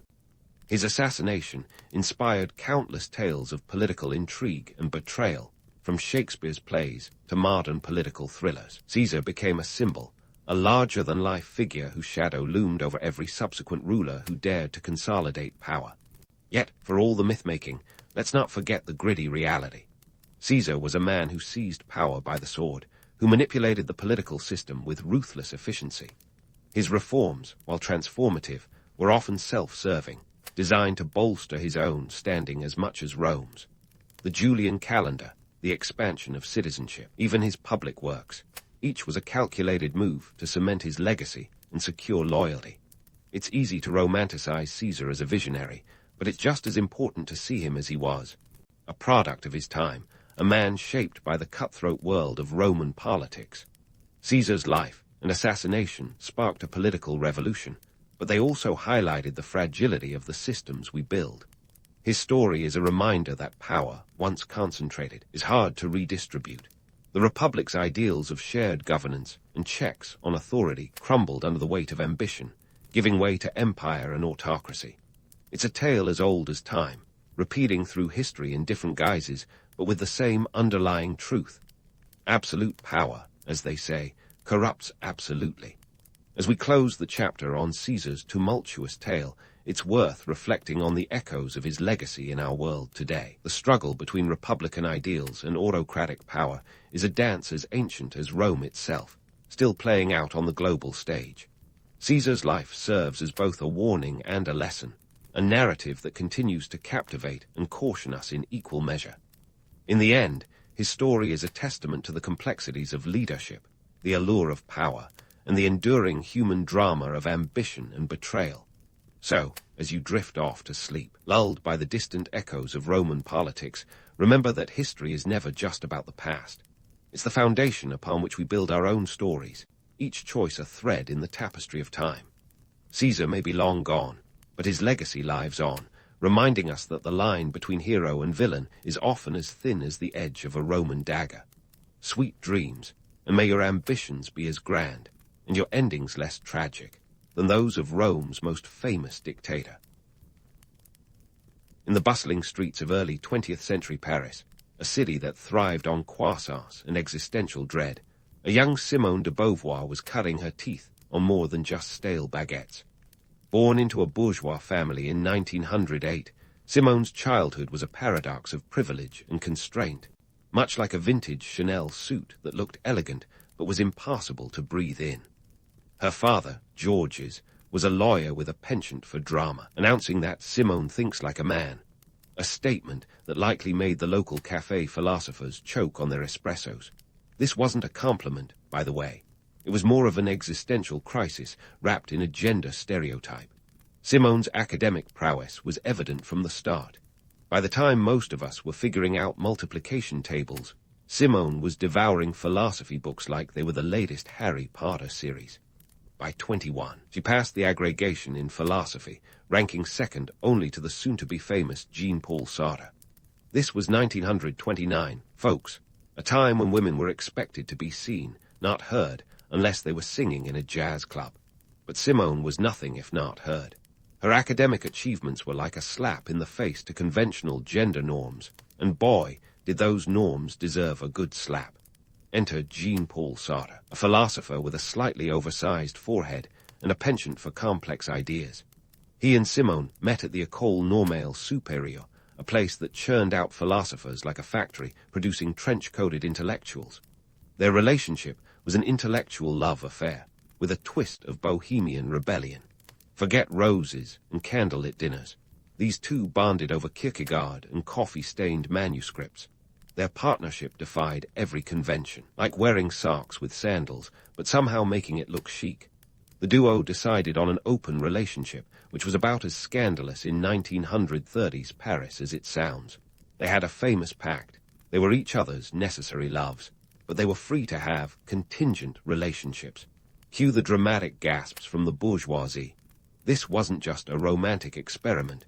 It was a philosophical statement, a living manifesto against the bourgeois values they so despised. It was as if they had read the rulebook on relationships and decided it made for better kindling than guidance. Simone's first major work, She Came to Stay, published in 1943, was like a bombshell dropped into the literary scene.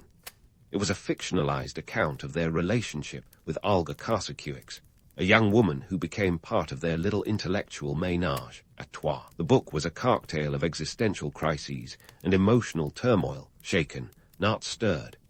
The characters grappled with freedom, jealousy, and the absurdity of human existence, themes that would become staples of existential philosophy.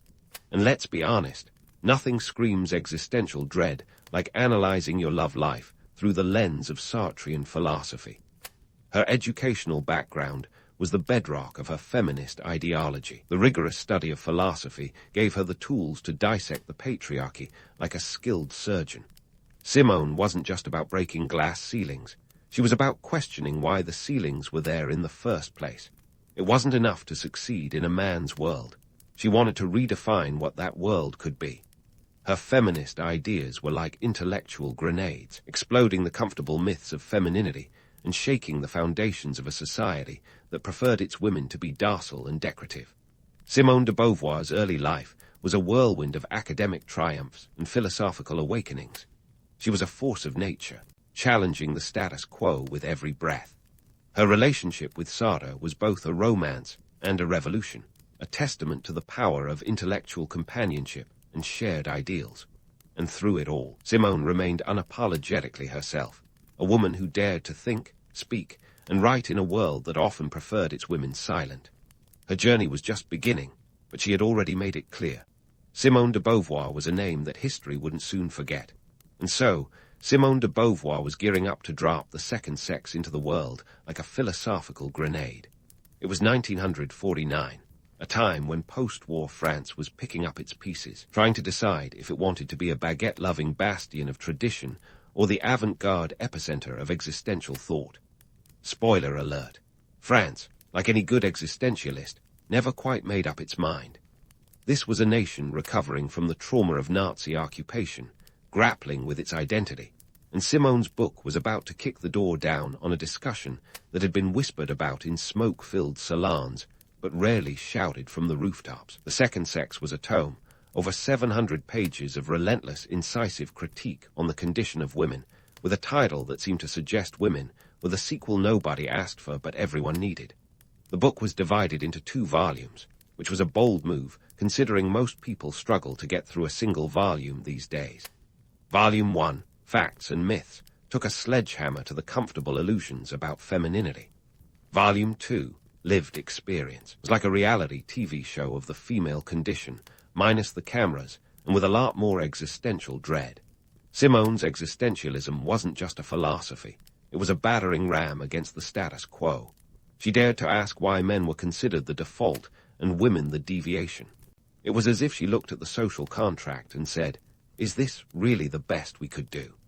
Her existentialism posited that existence precedes essence, meaning that women weren't born with predetermined roles. They were shaped by society's expectations. This was a revolutionary idea at a time when the French were more accustomed to revolutions with guillotines than with books. One of the most memorable quotes from The Second Sex is, "One is not born, but rather becomes a woman." This was Beauvoir dropping the mic on centuries of gender stereotypes. She argued that femininity was not innate, but constructed, an idea that was about as welcome as a skunk at a garden party for those invested in keeping women in their place. It was like telling everyone at the party that the emperor had no clothes, and neither did the empress, for that matter. The reception was predictably controversial. Some lauded the book as a groundbreaking work of genius, while others reacted as if Simone had personally insulted their grandmothers. The Vatican, always a fan of a good book burning, placed The Second Sex on its list of prohibited texts, a move that likely boosted sales more than any marketing campaign could.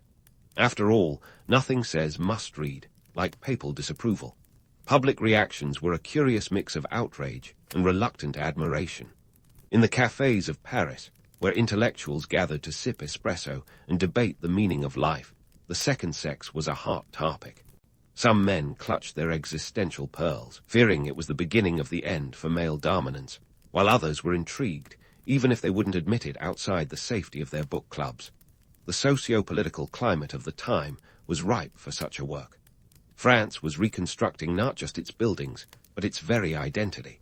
Women, who had stepped into roles traditionally held by men during the war, were now being nudged back into domesticity. The economy was trying to stabilize, and the idea of women as economic contributors was both a necessity and a threat. Simone's existentialism challenged the notion that women's primary value was in their ability to be wives and mothers, a radical concept at a time when a lady's worth was often measured by her soufflé skills. Of course, no groundbreaking book would be complete without a good censorship attempt. Some parts of The Second Sex were censored or omitted in translations, particularly those dealing with female sexuality, a topic that made prudish publishers break out in hives. It was as if the idea of women having sexual autonomy was more scandalous than the existential dread of nuclear annihilation. In America, the land of the free, the book was initially published in a heavily edited version that made it about as comprehensible as a film with all the good parts cut out. Amidst the controversy, there was humor to be found in the reactions. Some critics dismissed Simone's work as the ramblings of a woman who clearly needed a good husband to set her straight. Others suggested she must have been suffering from some sort of psychological malaise to write such a tome. It's almost as if they thought the entire weight of patriarchal oppression could be lifted with a well-timed bouquet of roses and a dinner reservation at a fancy restaurant. Despite, or perhaps because of, the uproar, The Second Sex became an international sensation. Simone de Beauvoir had done the literary equivalent of lighting a match in a room full of dynamite. Her work was like a roadmap for future feminists, a call to arms that insisted on questioning the structures of power and the myths that sustained them. She wasn't just redefining what it meant to be a woman. She was challenging the world to redefine what it meant to be human. And so, as the dust settled from the shockwaves of the second sex, Simone de Beauvoir stood as a force to be reckoned with. Her existential challenge to the status quo was just the beginning, and the conversation she sparked would continue to evolve and reverberate, much like the never-ending quest for the perfect croissant in a Parisian bakery. But that's a story for another day. As the dust settled from the second sex, Simone de Beauvoir wasn't about to rest on her laurels, or any other outdated furniture piece for that matter. The 1960s and 70s were calling, and they were anything but a quiet whisper. These were decades when the world seemed to be teetering on the edge of either utter chaos or revolutionary change, like a seesaw with a penchant for drama. And who better to tip the balance than Beauvoir? By the time the 60s rolled around, Simone was a bona fide intellectual celebrity, which, in Paris, was like being a rock star, but with fewer guitar solos and more existential debates. Her influence was palpable, from the cafes of Saint-Germain-des-Prés to the burgeoning feminist circles that were beginning to question why they should settle for being the supporting cast in the drama of life. The world might have been watching the moon landing, but Simone was more interested in earthbound revolutions, particularly those that involved dismantling the patriarchy one well-argued essay at a time. Enter the movement de Libération des Femmes, MLF, a group as fiery as their acronym sounds. Founded in the late 1960s, this movement was the French answer to the feminist waves crashing across the Atlantic. Simone, never one to miss a good revolution, was right in the thick of it, lending her voice, her pen, and occasionally her withering sarcasm to the cause. The MLF wasn't just about chanting slogans and waving banners. It was about challenging societal norms that treated women like afterthoughts in the grand narrative of history. One of the MLF's most audacious acts was the Manifesto of the 343, a document that was less a manifesto and more a collective middle finger to the legal system. Signed in 1971 by 343 women, including Beauvoir herself, the manifesto boldly declared that they had undergone illegal abortions, risking imprisonment to draw attention to the draconian laws that policed women's bodies. This was a time when the French government acted like a prudish parent, wagging its finger at anyone daring to suggest that women might want autonomy over their own reproductive systems. Simone's involvement in the manifesto was a masterstroke of defiance. She wasn't just signing a piece of paper. She was signing a declaration of war against the oppressive structures that dictated who could have a say over their own lives. The manifesto was published in the magazine Le Nouvel Observateur, and it was like a bombshell in print form. The public reaction was a mix of shock, outrage, and grudging admiration. The French government, predictably, responded with the kind of bureaucratic bluster one might expect from a regime more concerned with maintaining the status quo than with actual justice. The absurdities of the bureaucracy surrounding abortion laws were ripe for satire.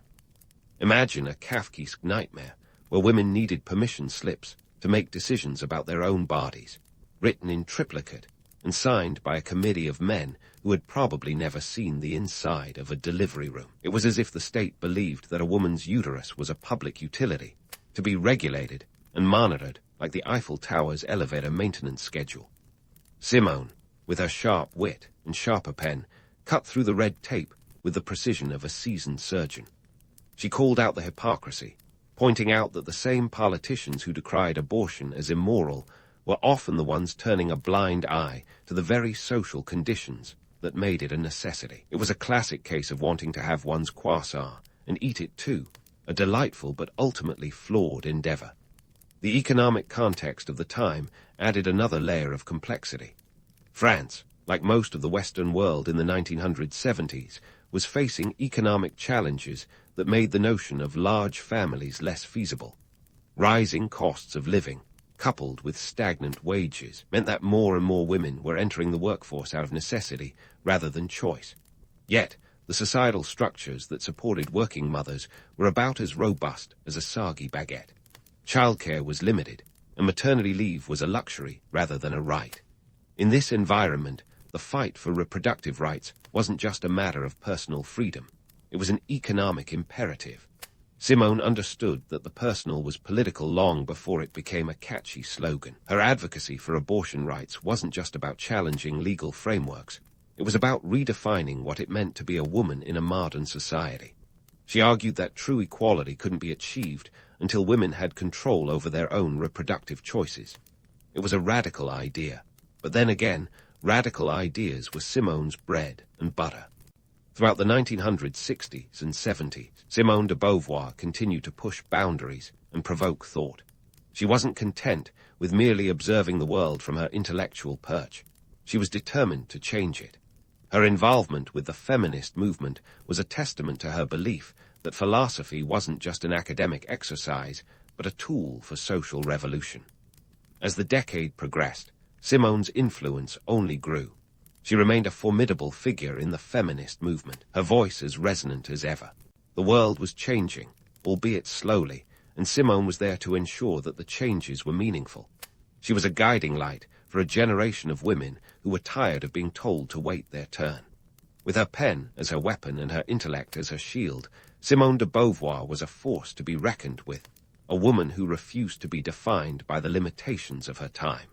And so, as the 1970s drew to a close, Simone de Beauvoir continued her relentless pursuit of justice and equality. She had come a long way from the young woman who dared to question the status quo, but her journey was far from over.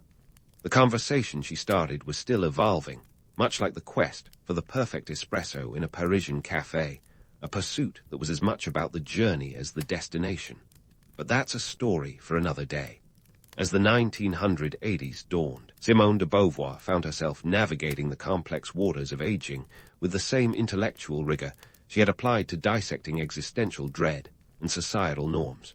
She was in her 70s, a time when most might consider swapping philosophical debates for knitting circles. But Simone was never one to follow the script. Instead, she decided to tackle one of the last great taboos, aging itself. In her 1970 work, The Coming of Age, she took a philosophical scalpel to the subject, exploring the societal invisibility and economic vulnerability that come with growing older. This wasn't your grandma's guide to aging gracefully. Instead, Beauvoir exposed the raw nerve of a society that shoved its elderly into the metaphorical attic, a place for forgotten things like dusty heirlooms and outdated ideals. She pointed out that the elderly were often seen as economic burdens, a perspective that was about as appealing as a cold croissant on a winter morning. Her work was a clarion call to reevaluate how society valued, or devalued, its older citizens. The book didn't just critique societal structures. It was also a personal reflection, revealing Beauvoir's own fears and contemplations about her twilight years. In true Beauvoir fashion, she didn't just highlight the problem. She dissected it with the precision of a watchmaker, taking apart the gears of ageism to see how they ticked. She argued that a society's treatment of its elderly was a reflection of its moral compass, or lack thereof. It was a harsh reality check for a world that preferred to sweep its inconvenient truths under the rug. Beauvoir's fearless approach to aging was a testament to her enduring tenacity and her refusal to be silenced by the passage of time. Simone's later years weren't just about reflection. They were also about reaction, specifically to the societal and economic structures that she had spent a lifetime critiquing. In 1981, she published When Things of the Spirit Come First, a collection of short stories that delved into the tension between intellectual and emotional life. It was a nuanced exploration of the conflicts faced by women who dared to think beyond the domestic sphere. Each story was like a finely crafted piece of existential fabric, woven with threads of irony and insight. Throughout the 1980s, Simone remained a vocal critic of the status quo. She had a knack for exposing the absurdities of societal norms with the kind of dry wit that could cut through the hypocrisy like a heart knife through butter. One particular anecdote from this era captures her undiminished spirit. During a heated debate about women's rights, a male critic dismissed her arguments by suggesting she was too old to understand the modern world. Simone, never one to let a misogynistic comment go unchallenged, replied with her trademark sarcasm, "Ah, yes, because age has clearly made me forget what it's like to be underestimated." Her personal life, too, was marked by the same complexity and contradiction that defined her public persona. Her longtime partner, Jean-Paul Sartre, passed away in 1980, leaving a void that was both personal and philosophical. Despite their unorthodox relationship, marked by intellectual companionship and emotional independence, their bond was a testament to their shared ideals and mutual respect. Simone's reflections on Sartre's death were profound, revealing the depth of their connection. She once remarked, "His death left me with the impression of a life unfinished," a sentiment that echoed the unfinished symphony of their intertwined lives. Even in the face of personal loss, Beauvoir continued to challenge societal constructs with the same fervor she had as a young woman questioning gender norms in a cafe full of skeptical philosophers. Her critiques of the economic and social systems that marginalized women and the elderly were as sharp as ever. She understood that these structures were not just theoretical constructs, but real barriers that affected everyday life. It was this understanding that made her work resonate with so many, from the intellectual salons of Paris to the grassroots movements that were beginning to ripple across the globe. Simone's influence extended beyond her writings. Her advocacy for social justice and equality inspired a new generation of feminists who were eager to carry the torch she had lit. The economic context of the 1980, with its shifting job markets and growing global interconnectivity, provided a fertile ground for her ideas to take root. As women increasingly entered the workforce, they faced new challenges and opportunities that Simone's work had anticipated. Her legacy was like a guiding star, illuminating the path for those who dared to question the status quo. In her later years, Simone de Beauvoir was not just a philosopher and writer, but a symbol of resilience and resistance. Her life was a testament to the power of ideas to shape the world and the ability of an individual to challenge and change societal norms. She once said, "Change your life today. Don't gamble on the future. Act now, without delay." It was a mantra she lived by, and one that continued to inspire those who followed in her footsteps. As the 1980s came to a close, Simone de Beauvoir's legacy was firmly established. She had spent a lifetime challenging the comfortable myths of society and pushing the boundaries of what it meant to be a woman, an intellectual, and a human being. Her work was far from finished, and her influence would continue to be felt for generations to come. In many ways, her life was like a symphony, full of crescendos and unexpected harmonies, a testament to the power of thought and the enduring quest for truth. But that, dear friends, is a story for another day. As the 1980s drew to a close, the legacy of Simone de Beauvoir was as robust as a well-brewed Parisian espresso, leaving an indelible mark on the landscape of modern feminism and philosophy. Her ideas, much like an old vinyl record, continue to spin, echoing through the corridors of academia and casual conversations alike. You see, Simone didn't just write about the world. She helped to reshape it, one existential quandary at a time. Fast forward to today, and her work is still a staple in feminist theory courses around the globe. The Second Sex remains a cornerstone text, not unlike that one piece of IKEA furniture everyone seems to own. Beauvoir's assertion that one is not born, but rather becomes. A woman is now a rallying cry for gender studies majors and a headache for anyone still trying to cling to outdated gender norms. Her legacy is like a well-seasoned cast iron skillet, timeless, durable, and capable of creating something extraordinary.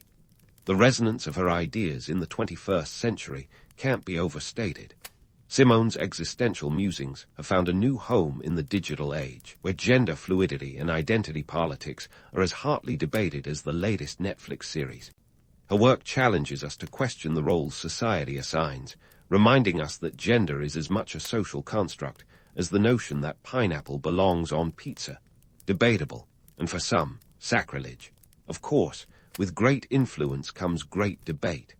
Simone's ideas are not without their critics, and the ongoing discussions about her work are as lively as a Parisian cafe at lunchtime. The debates often center around her relationship with Sartre, which some argue compromises her feminist stance. Was she a trailblazer or a paradox, shackled by the very norms she sought to dismantle? It's a question as complex as a Rubik's Cube, one that keeps scholars and coffee-shop philosophers up at night. And then there's the matter of her personal life. a subject that's been picked apart like a Thanksgiving turkey. Her open relationship with Sarda, their intellectual partnership, and the choices she made continue to be scrutinized with the intensity of a detective investigating a particularly perplexing case. Some view her personal choices as a radical statement of independence. Others see contradictions in her advocacy for women's autonomy. Perhaps that's the beauty of Simone's legacy. It defies easy categorization, much like a Jackson Pollock painting that's not quite chaos, but not quite order either. Simone's enduring impact is also felt in the economic realm, where her advocacy for women's rights intersects with issues of economic equality. Her arguments for reproductive rights and gender equality were not just about personal freedom, but were linked to economic liberation. It was a radical notion then, and it resonates now as we continue to grapple with wage gaps and economic disparities. The fight for equal pay isn't just an economic issue, it's a philosophical one, echoing Beauvoir's insistence that women shouldn't be economically dependent on men. Now, let's imagine how Simone might react to today's feminist discourse and the digital age absurdities that come with it. In a world where activism is often measured in hashtags and social media likes, Simone would likely have a field day. Picture her scrolling through Twitter, her sharp wit slicing through the noise like a hot knife through butter. The idea of slacktivism, activism that requires little effort beyond a click, might amuse her, but she'd probably remind us that real change requires more than just a trending topic. Her reaction to the current state of feminist discourse would likely be a mix of admiration and critique. She'd appreciate the strides made in gender equality, but would also caution against complacency. Simone might find the commercialization of feminism, a world where empowerment is a slogan on a t-shirt sold for profit, a bit disingenuous. Yet, she'd also acknowledge the power of popular culture in spreading feminist ideas, much like how a catchy tune can get stuck in your head and subtly shift your perspective. Simone de Beauvoir's legacy is a testament to the power of ideas to transcend time and place. Her work invites us to confront uncomfortable truths and challenges us to rethink the roles we play in society. It's a legacy that's as relevant as ever, not just in academic circles, but in everyday conversations about identity, equality, and freedom. Her life was a symphony of thought and action, a reminder that the quest for truth is as endless as the search for the perfect croissant in a city that takes its pastries very seriously. As we wrap up this journey through Simone de Beauvoir's life and legacy, it's clear that her influence is as pervasive as ever. Her work continues to inspire, provoke, and challenge us to see the world not just as it is, but as it could be. So, whether you're a seasoned philosopher or someone just dipping their toes into the waters of existential thought, Simone's life offers a roadmap for questioning the status quo and daring to imagine a more equitable world. In the end, Simone de Beauvoir was more than just a thinker. She was a force of nature, a woman who refused to be silent in a world that often preferred its women to be seen and not heard. Her legacy is a call to action, a reminder that change is possible and that the fight for equality is far from over. So, as you drift off into sleep tonight, perhaps ponder this. What would Simone say about the world today? Whatever it might be, you can bet it would be sharp, insightful, and delivered with the kind of wit that could only come from the mind of a true intellectual giant. Sweet dreams. If someone told you about a place where people were more obsessed with the sea than a group of caffeinated surfers, welcome to ancient Greece. A land where the geography wasn't just part of the backdrop. It was the main character in a blockbuster maritime saga. The Greeks didn't have much of a choice, really. They were kind of stuck between a rock and a really salty place, with the Aegean Sea lapping at their doorstep like an insistent salesman. But instead of slamming the door, they embraced the waves, turning coastal inconvenience into a maritime empire. Now, let's get our bearings. Greece wasn't just a country, but more like a collection of fiercely independent city-states, each with its own little personality, and sometimes a bad attitude. The terrain was a classic case of great for postcards, terrible for farming. With mountains hogging most of the space and a coastline that zigzagged like a toddler on a sugar high, the Greeks were gently nudged, shoved, into becoming expert sailors. If you were a Greek trader, the Aegean Sea was your highway, your lifeline, and occasionally your worst nightmare. First up on our maritime map are the city-states of Athens and Corinth. Athens, the brainiac of ancient Greece, was all about democracy, philosophy, and the occasional toga party. But don't be fooled by their intellectual resume. They were shrewd traders, too. Perched on the Attica Peninsula, Athens had direct access to the sea, which was a big deal when your land was more suitable for olive trees than wheat fields. They turned their coastal real estate into a bustling trade network, with the port of Piraeus acting as the city's gateway to the world. By the 5th century BCE, Piraeus was handling more cargo than your neighborhood Amazon warehouse, with ships constantly coming and going. Then there's Corinth. If Athens was the philosopher king, Corinth was the slick businessman with a penchant for fine pottery and a love of all things commercial. Sitting pretty on the narrow isthmus that connects the mainland to the Peloponnese, Corinth was perfectly positioned to control land and sea routes. They built a dialkos, a sort of ancient railway system, allowing ships to be dragged across the isthmus, avoiding the long and perilous journey around the Peloponnese. Talk about innovation. This shortcut wasn't just a time-saver. It was a moneymaker, turning Corinth into a bustling hub of trade and commerce. But let's not get too carried away with the romance of it all. The Aegean Sea, while an enabler of trade and cultural exchange, was also a treacherous mistress. It's not like the Greeks could just hop on Google Maps and get real-time traffic updates to avoid pirate-infested waters. Nope, they had to navigate by the stars, which sounds poetic until you realize that one cloudy night could spell disaster.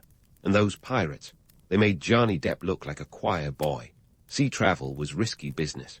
Shipwrecks were common, and storms could transform a leisurely trade trip into a survival drama faster than you can say Poseidon's wrath. The Greeks weren't just trading for the fun of it, though. This wasn't a bunch of ancient sharpaholics on a spending spree. Trade was a matter of survival, with limited resources at home. Seriously, you can only eat so many olives and figs. Greek city-states relied on imports to meet their needs, from grain and timber to metals and luxury goods. They exported wine, olive oil, and pottery in exchange, creating a network that stretched from the Black Sea to the shores of Egypt and beyond. But why did this matter? Well, aside from keeping the Greeks from starving, trade was the engine that drove economic growth and cultural exchange.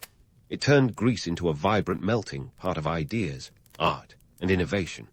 Without trade, Athens might not have become the cradle of Western civilization, and Corinth would have just been another sleepy town with a nice view.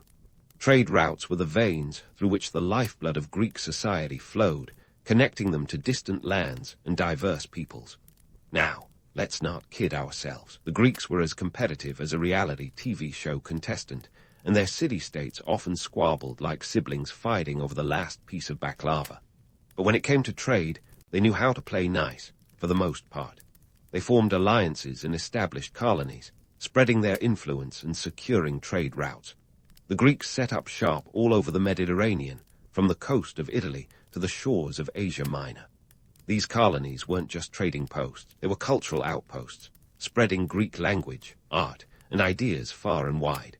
So, next time you're sipping on a glass of wine or contemplating democracy, spare a thought for those ancient Greek traders. They were the original globetrotters, braving the high seas and the whims of the gods to bring home the goods. The Aegean might have been a blessing and a curse, but it was the stage on which the Greeks played out their grand maritime adventure, turning geographical challenges into opportunities and leaving a legacy that still resonates today. And that, my friends, is how the Greeks turned their rocky homeland into the original airbump of the ancient world, minus the bad reviews and cleaning fees. But let's not get too carried away, because the Greeks weren't just airbump hosts of the high seas. They were also the original hustlers, trading in commodities that were the Bitcoin of their day. Forget your digital currencies and think olive oil and pottery. Yes, you heard me right. These were the hot commodities that could make or break an ancient Greek's fortune. Olive oil wasn't just for drizzling over your salad. It was liquid gold, used in religious rituals, as a body lotion, and even as fuel for lamps. Without it, your average Greek would be stumbling around in the dark, both literally and metaphorically. Pottery, on the other hand, was the Instagram of the ancient world. You could tell a lot about a city-state by the pottery it produced. Athens was the clear influencer, its red figure pottery reaching markets as far-flung as Italy and Egypt. The city turned out masterpieces like a factory turns out iPhones, showcasing everything from the mundane to the mythological. These ceramic canvases were not just art for art's sake. They were practical items too. And let's not forget the amphorae, those iconic vase-shaped containers, which were the ancient equivalent of shipping containers, transporting goods across the Mediterranean with styles that varied like regional dialects. Now, let's dive into the logistics of this ancient trade. Moving these commodities wasn't as simple as loading up a cart and hitting the road. No, the Greeks had to contend with a fickle mistress, the sea. The ships they used were no modern yachts, but rather triremes and merchant vessels known as round ships, whose names alone conjure up images of clumsy but sturdy vessels, built more for cargo than for speed. These ships were the workhorses of the ancient world, capable of carrying up to 100 tons of cargo, and were powered by a combination of sails and oarsmen who doubled as your ancient gig economy workforce. As for trade routes, think of the Mediterranean as a giant board game where each city-state was a player, and the stakes were survival, wealth, and influence. The Greeks sailed from the Black Sea to the Atlantic, establishing colonies and trading posts like an ancient franchise operation. But oh, the challenges they faced. Navigation was, shall we say, an imprecise science. Without GPS or even a trusty compass, these sailors relied on the stars. Romantic, right, until those pesky clouds rolled in, and you realized you'd rather be anywhere but in the middle of the Aegean with only your best guess to guide you. And then there were the pirates. Forget the charming rogues of Hollywood lore. These guys were the real deal. They prowled the seas like seagulls at a beach picnic, ready to snatch up any unwary merchant ship. But the Greeks were nothing if not resourceful. They developed naval escorts and convoys to protect their precious cargoes, kind of ancient insurance policy to keep piracy at bay. The economic motivation behind these efforts was simple. Trade was the lifeblood of the Greek polis, and losing a shipment could mean the difference between prosperity and ruin. Speaking of economics, let's talk currency. While olive oil and pottery were the unofficial currencies, actual coinage was crucial for trade. Athens' silver tetradrachms were the 5-star currency, accepted from the shores of the Black Sea to the bustling markets of Egypt. This wasn't just about convenience, it was about power. Control the mint, and you control the trade. The Greeks understood this well, and they weren't shy about using their economic clout to influence politics and wield power across the Mediterranean. But why were the Greeks so obsessed with trade in the first place? The answer lies in their resource-poor land. With rocky soil better suited for goats than grains, the Greeks had little choice but to look outward.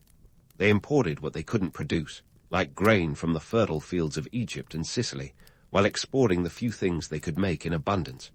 It was a constant balancing act, a game of supply and demand played out on a scale that would make even the most seasoned Wall Street trader blush.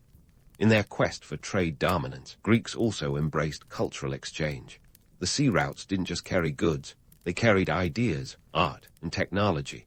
Greek merchants were cultural ambassadors, spreading Hellenic influence far beyond their shores. This cross-pollination of cultures fostered innovation and creativity, leading to advancements in everything from shipbuilding to mathematics.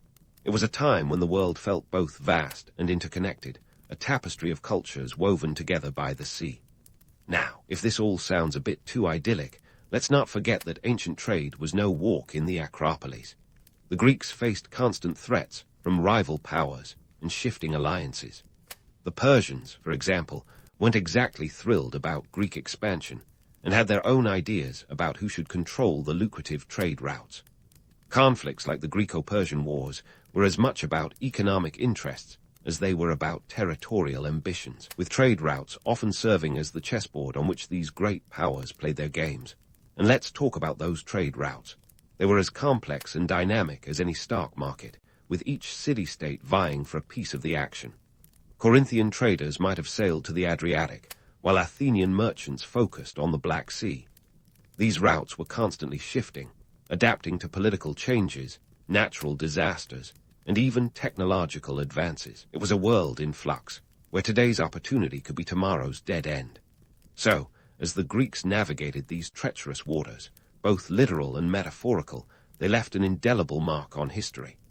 Their trade networks laid the foundations for the interconnected world we know today, demonstrating the power of commerce to shape civilizations. And while the olive oil and pottery of ancient Greece might not be as flashy as today's digital currencies, they were the economic engines that fueled an empire and left a legacy that still resonates with us. As we continue to explore the trade routes of these ancient mariners, let's keep our eyes on the horizon, for there are still many stories to uncover on this epic journey through history. But let's not pretend that life on the high seas was all sunshine and amphory. The Greeks may have been the original maritime entrepreneurs, but their trade was as fraught with danger and drama as the latest season of your favorite reality show. Enter piracy and diplomatic mishaps, the twin terrors of ancient Greek trade. First, let's talk about the pirates. Forget the swashbuckling charmers of Hollywood fame. These guys were more like the tacksmen of the sea, unwelcome, relentless, and very good at their job. The Aegean wasn't some peaceful pond. It was a bustling highway where pirates lurked around every metaphorical corner. They were opportunists, ready to turn a merchant's dream voyage into a nightmare faster than you can say, "Ah, matey."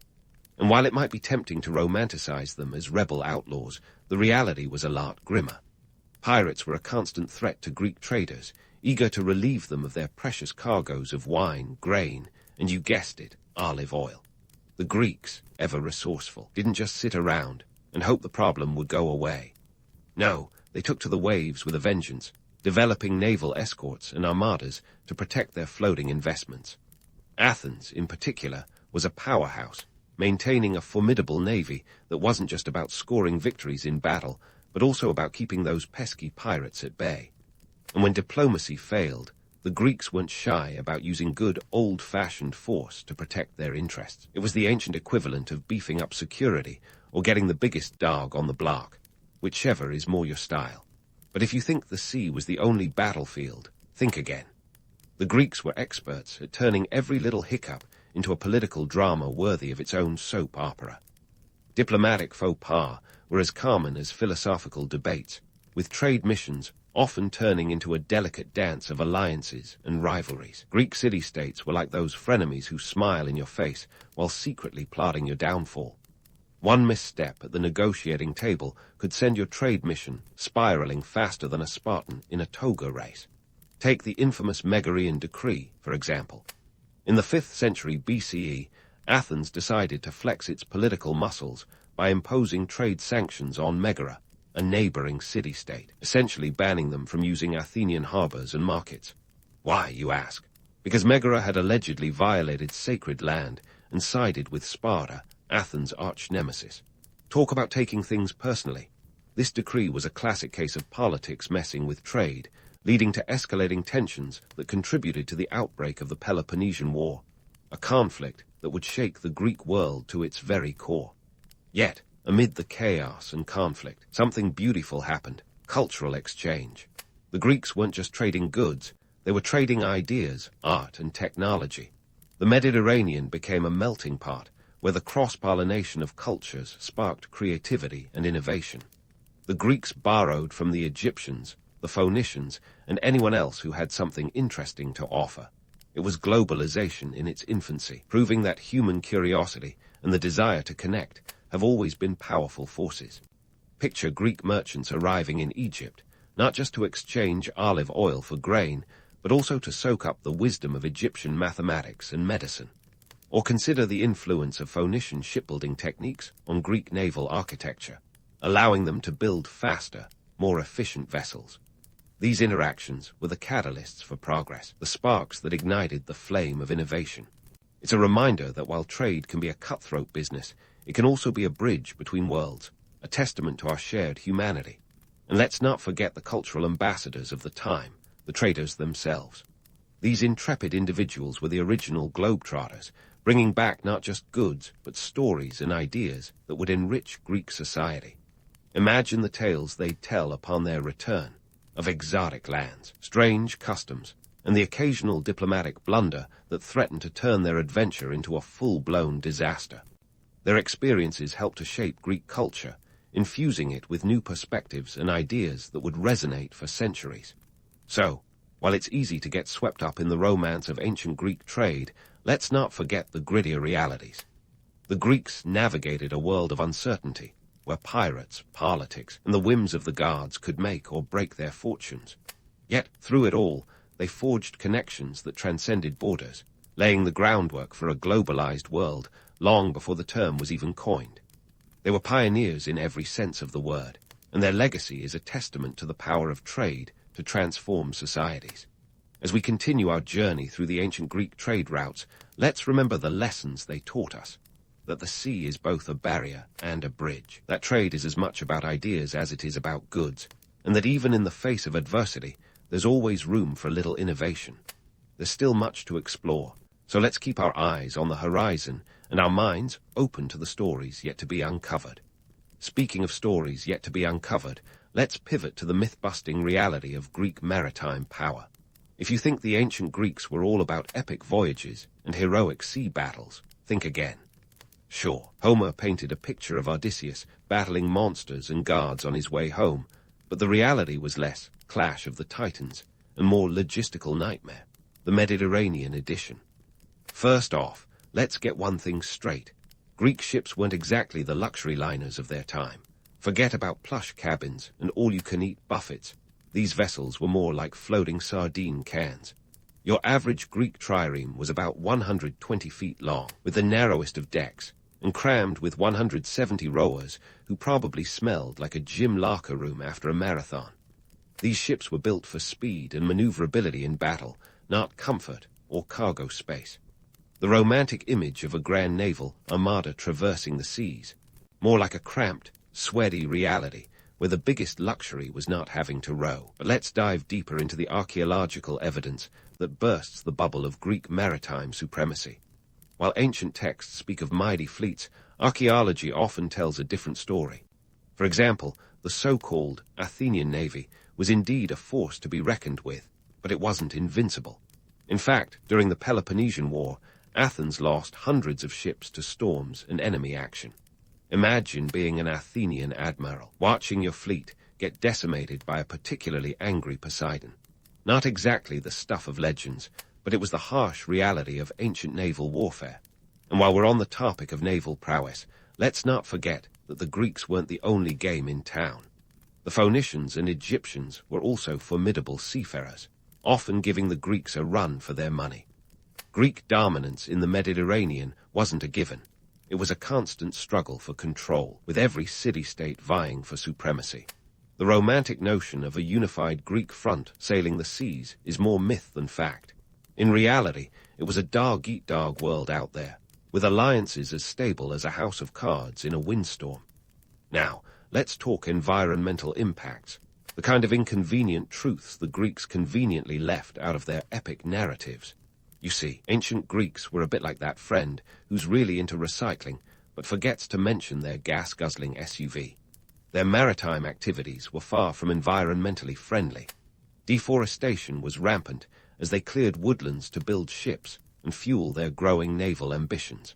This led to soil erosion and a decline in agricultural productivity. A real bummer when you're already struggling to feed your population. And let's not overlook the pollution factor. The Greeks might have been pioneers in many fields, but waste management wasn't one of them. Shipbuilding and ship repair involved a lot of nasty chemicals, like pitch and tar, which likely seeped into the water, turning parts of the Aegean into ancient toxic waste dumps. The pristine image of the Mediterranean as a sparkling blue paradise. Yeah, not so much. It seems the Greeks were trailblazers in more ways than they realized, laying the groundwork for environmental issues that still plague us today. Speaking of modern echoes, Greek trade practices have left a lasting mark on our world. Take, for instance, the concept of free trade, which was practically invented by the Greeks.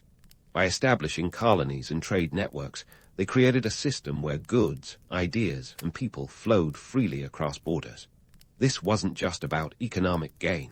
It was about cultural exchange, fostering innovation and creativity. The Greek penchant for trade and diplomacy laid the foundations for our modern globalized economy, proving that they were ahead of their time in more ways than one. But let's not get too misty-eyed about Greek ingenuity, because their trade practices also had a dark side. Much like today, the quest for resources often led to conflict. City-states fought over strategic locations, and trade disputes could escalate into full-blown wars. the Megarian decree we mentioned earlier. Just one example of how trade was entangled with politics in a way that was both cunning and cutthroat. The Greeks might have been master traders, but they were also master manipulators, using commerce as a tool to exert power and influence. And here's a fun tidbit. The Greeks were early adopters of branding. Yes, branding. Those iconic amphorae we talked about. They weren't just practical containers. They were marketing tools. Each city-state had its own distinct style of pottery, which served as a kind of ancient logo. Athenian red figure pottery, for example, was highly prized and easily recognizable, helping Athens establish its dominance in the luxury goods market. It's like the ancient equivalent of designer handbags, complete with the prestige and price tag to match. So, while it's easy to get swept up in the romance of Greek maritime power, let's not forget the grittier realities. The Greeks were masters of spin, crafting narratives that emphasized their greatness while glossing over their shortcomings. It's a reminder that history is often written by the victors, or at least those with the best PR team. As we continue to explore the trade routes of these ancient mariners, let's keep questioning the legends and digging for the truth, because there's always more to the story than meets the eye. In the end, the Greeks' legacy is a testament to the power of resilience, innovation, and a little bit of cunning. They turned a rocky, resource-poor land into a thriving hub of commerce and culture, leaving an indelible mark on history. As we sail through the final chapters of our journey, let's keep our eyes peeled for the stories yet to be uncovered, the lessons yet to be learned, and the truths waiting to be revealed. Stay tuned, because the adventure is far from over. And so, as we sail into the sunset of this grand historical voyage, let's stitch together the vibrant tapestry of Greek trade's enduring legacy. What the Greeks pulled off wasn't just impressive. It was a masterclass in making lemonade when life hands you lemons. Or in their case, making a thriving civilization out of rocks, sea salt, and a lot of olive oil. Their entrepreneurial spirit didn't just set the stage for their own prosperity. It wrote the opening act for centuries of global trade networks yet to unfold. Let's start with their adaptability, a trait as Greek as a plate of spanakopita. The Greeks were the original pivot masters, long before the term became a business buzzword. Faced with a homeland that was more craggy than fertile, they didn't just sulk about their barren soil. They adapted. They turned their gaze seaward, transforming their geographical challenges into a maritime advantage. This knack for turning adversity into opportunity laid the groundwork for future trade empires. It was like watching an underdog team clinch the championship, unexpected, yet spectacular. But what really set the Greeks apart was their relentless drive to connect. They didn't just trade goods, they traded ideas, philosophies, and cultures. Their networks stretched from the sun-baked shores of Egypt to the bustling ports of the Italian peninsula, creating a web of influence that would make any modern-day influencer green with envy. They were the ancient world's LinkedIn, forging connections and spreading innovations that would ripple through history.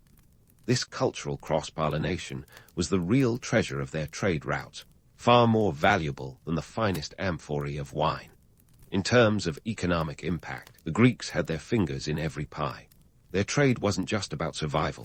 It was a well-oiled economic engine driving the prosperity of city-states like Athens and Corinth. They understood the power of supply and demand long before Adam Smith penned his theories, creating markets that thrived on the exchange of essentials and luxuries alike. Grain was their lifeline, olive oil their currency, and pottery their calling card. The Athenians, with their silver tetradrachms, basically invented the concept of hard currency, facilitating trade across vast distances and securing their place as a financial powerhouse. Yet, for all their achievements, the Greeks were no strangers to the pitfalls of economic ambition. Their relentless pursuit of resources often led to conflicts that could rival any Shakespearean drama. Trade routes were as much battlefields as they were lifelines, with city-states clashing over territory and influence like cats over a sunbeam. The Peloponnesian War, with its roots in economic rivalry, is a case in point.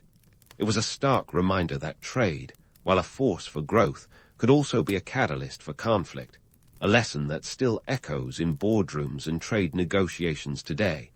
And speaking of echoes, let's talk about the environmental impact of Greek trade, a topic that might not have made it into the heroic epics, but is crucial nonetheless. The Greeks were unwitting pioneers of environmental degradation. a legacy we're still grappling with. Deforestation for shipbuilding and fuel led to soil erosion, affecting agriculture and reshaping landscapes.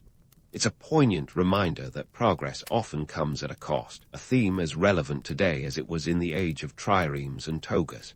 As we conclude this odyssey through ancient Greek trade, let's not forget the human element, the personal connections and individual stories that brought these networks to life. Greek traders were more than just economic agents. They were cultural ambassadors, their journeys filled with tales of adventure, mishap, and discovery. They were the original jet-setters, their lives a testament to the timeless truth that it's not just what you know, but who you know, and of course, the quality of your olive oil. Indeed, olive oil was the unsung hero of Greek trade, a versatile commodity that lubricated the wheels of commerce and culture. It was used in everything from cooking to cosmetics, an ancient equivalent of duct tape in its utility. And let's not forget its role in diplomacy. Offering a gift of fine olive oil was the ancient Greek way of saying, "Let's do business," or perhaps, "Please don't invade us." It was a currency of goodwill, a fragrant olive branch extended across the Aegean. So, as we wrap up this tale of Greek maritime power, let's raise a cup of wine, another Greek gift to the world, and toast to their enduring legacy. The Greeks may have sailed into history long ago, but their influence lingers like the aroma of freshly pressed olives. Their legacy is a reminder that trade is more than just an exchange of goods. It's an exchange of ideas, cultures, and connections that shape our world in ways both profound and lasting. In the grand scheme of history, the Greeks were the original globalists. Their trade routes the forerunners of our modern, interconnected world. They taught us that even a rocky start can lead to smooth sailing, that innovation thrives on adversity, and that the ties that bind us are often forged in the crucible of commerce. And above all, they showed us that sometimes it really is all about who you know and the quality of your olive oil. In the dusty little village of Smiljan, Croatia, where the most exciting event might be a cow wandering off course, a boy named Nikola Tesla was born on a stormy night in 1856. As legend would have it, the midwife declared that this tumultuous birth meant he'd be a child of light, or possibly doom, real comforting stuff for a newborn. It turns out she was half right. Tesla would go on to light up the world, but his own life was often a stormy mess. Young Nikola was a curious kid, the kind who'd rather tinker with gadgets than chase a ball around. His father, Milutin, was a Serbian Orthodox priest, and his mother, Georgina, was a self-taught inventor of household appliances. Talk about a power couple, faith and innovation under one roof. Tesla credited his mother with sparking his interest in invention as she crafted intricate mechanical devices to ease her daily chores. If there had been a prototype for the first electric mixer, it was probably whirring away in her kitchen. Growing up, Tesla had his share of idiosyncrasies. For starters, he was obsessed with the number 3. He'd only enter buildings after circling them 3 times. Dining. That required 18 napkins, because who doesn't need 12.5 napkins to make it through a meal? And while these quirks might seem like the punchline to a stand-up routine, they were central to his methodical approach to life and work. They were his way of bringing some order to the chaos of his brilliant mind. Tesla's education was as eclectic as his habits. He enrolled in the Polytechnic Institute in Graz, Austria, where he was supposed to be studying electrical engineering. Instead, he spent his time arguing with professors about the practicality of direct current versus alternating current. Spoiler alert, Tesla was right, but that's a saga for another time. He didn't stick around to graduate, though. He dropped out and vanished from the university records, like a magician pulling a disappearing act, a pattern that would repeat itself in different forms throughout his life. By the time Tesla was in his mid-20s, he was ready to take on the world, albeit with a bit of dramatic flair. In 1884, he hopped on a steamship bound for New York City, carrying a letter of recommendation, a few articles of clothing, and 4 measly cents. Arriving in America with little more than that, and a head full of ideas sounds romantic, but in reality, it was a mad gamble.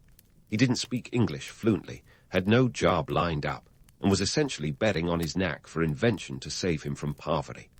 The letter of recommendation was addressed to none other than Thomas Edison, the wizard of Menlo Park himself.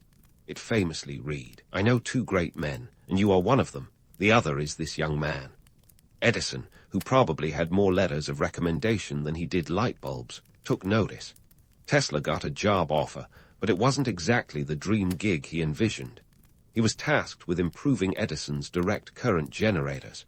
Not the most glamorous start, but hey, even geniuses have to pay their dues. Tesla's early days in America were a whirlwind of hard work and dashed expectations.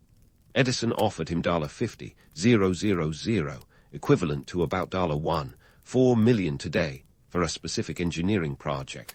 Tesla completed it, but when he asked for payment, Edison laughed it off as a joke, remarking, "Tesla, you don't understand our American humor." Ouch. That was the end of their budding collaboration, and Tesla walked away with his pride bruised, but his resolve intact. He then took a series of odd jobs, including digging ditches for $2 a day. Let that sink in. A man whose ideas would one day power cities was, at one point, knee-deep in New York mud, shoveling dirt for a living. It's a classic rags-to-riches story, except Tesla's riches were more about intellectual property than cold, hard cash. In fact, he spent much of his life struggling financially, a point conveniently glossed over by those who romanticize the lone genius myth. But let's not get ahead of ourselves. Tesla's American adventure was just beginning, and despite the setbacks, he was about to make waves in the world of electricity, pun intended. The world wasn't ready for Nikola Tesla, and frankly, neither was Tesla always ready for the world. But that's what makes his story electrifying. Pun fully intended. With one foot in reality and the other in the realm of dreams, Tesla was a man out of his time, constantly pushing the boundaries of what was possible, even when it seemed downright impossible. What happens when the unstoppable force of genius meets the immovable object of ego? You get the war of currents, a clash of titanic personalities and electrifying ideas. Nikola Tesla, fresh from his muddy ditch-digging days, found himself squaring off against the legendary Thomas Edison. Both men were brilliant, but they had different visions. Tesla championed alternating current AC, while Edison was the poster boy for direct current DC. This wasn't just a scientific debate. It was a full-blown electrical brawl, complete with public spectacles and a dash of animal cruelty. Edison, ever the showman, was determined to prove DC's superiority. But how do you convince the general public that your product is safer? Well, if you're Edison, you orchestrate a series of public demonstrations that are less about science and more about shock value, literally. He went so far as to electrocute animals, including dogs and even an elephant, to show the supposed dangers of Tesla's AC. It was a gruesome spectacle, not too far removed from a modern reality TV stunt, meant to terrify people into sticking with the tried and true DC. Edison was playing on fear, and unfortunately, fear is a powerful motivator. Tesla, on the other hand, was working on something a bit more constructive. He had teamed up with George Westinghouse, a Pittsburgh industrialist who saw the potential in AC. Westinghouse, with his deep pockets and business acumen, provided the resources Tesla needed to develop his ideas. It was a match made in industrial heaven, or at least it would have been if they weren't up against Edison, who had a knack for turning business rivalries into personal vendettas. This was, after all, a man who once publicly electrocuted an elephant. The showdown reached a crescendo at the 1893 Chicago World's Fair, also known as the World's Columbian Exposition. This was the place to be if you wanted to showcase the future, a veritable playground for inventors and industrialists. The fair organizers needed someone to light up the event, both literally and figuratively. Westinghouse and Tesla won the contract to illuminate the fair with AC, stealing the spotlight from Edison. It was a dazzling spectacle. Over 100 incandescent lamps lit up the fairgrounds, a jaw-dropping demonstration of AC's potential. The fair was a triumph for Tesla, proving that AC was not just viable, but superior for long-distance power transmission. Yet, while the fair lit up Tesla's reputation, it didn't exactly line his pockets with cash. Despite his success, Tesla's financial situation was about as stable as a house of cards in a hurricane. The economic realities of the time were harsh, and Westinghouse's company was struggling under the weight of its debts. In a particularly poignant twist, Tesla tore up his royalty contract with Westinghouse to keep the company afloat, a decision that cost him millions in potential earnings. It was a noble move, but nobility doesn't pay the bills. The War of Currents was more than a battle over electrical systems. It was a clash of ideologies, personalities, and economic realities. Edison and Tesla were both chasing the future, but their paths couldn't have been more different. Edison was the consummate businessman, willing to do whatever it took to protect his inventions and investments. Tesla was the idealist, more interested in the purity of his ideas than in the profit they could generate.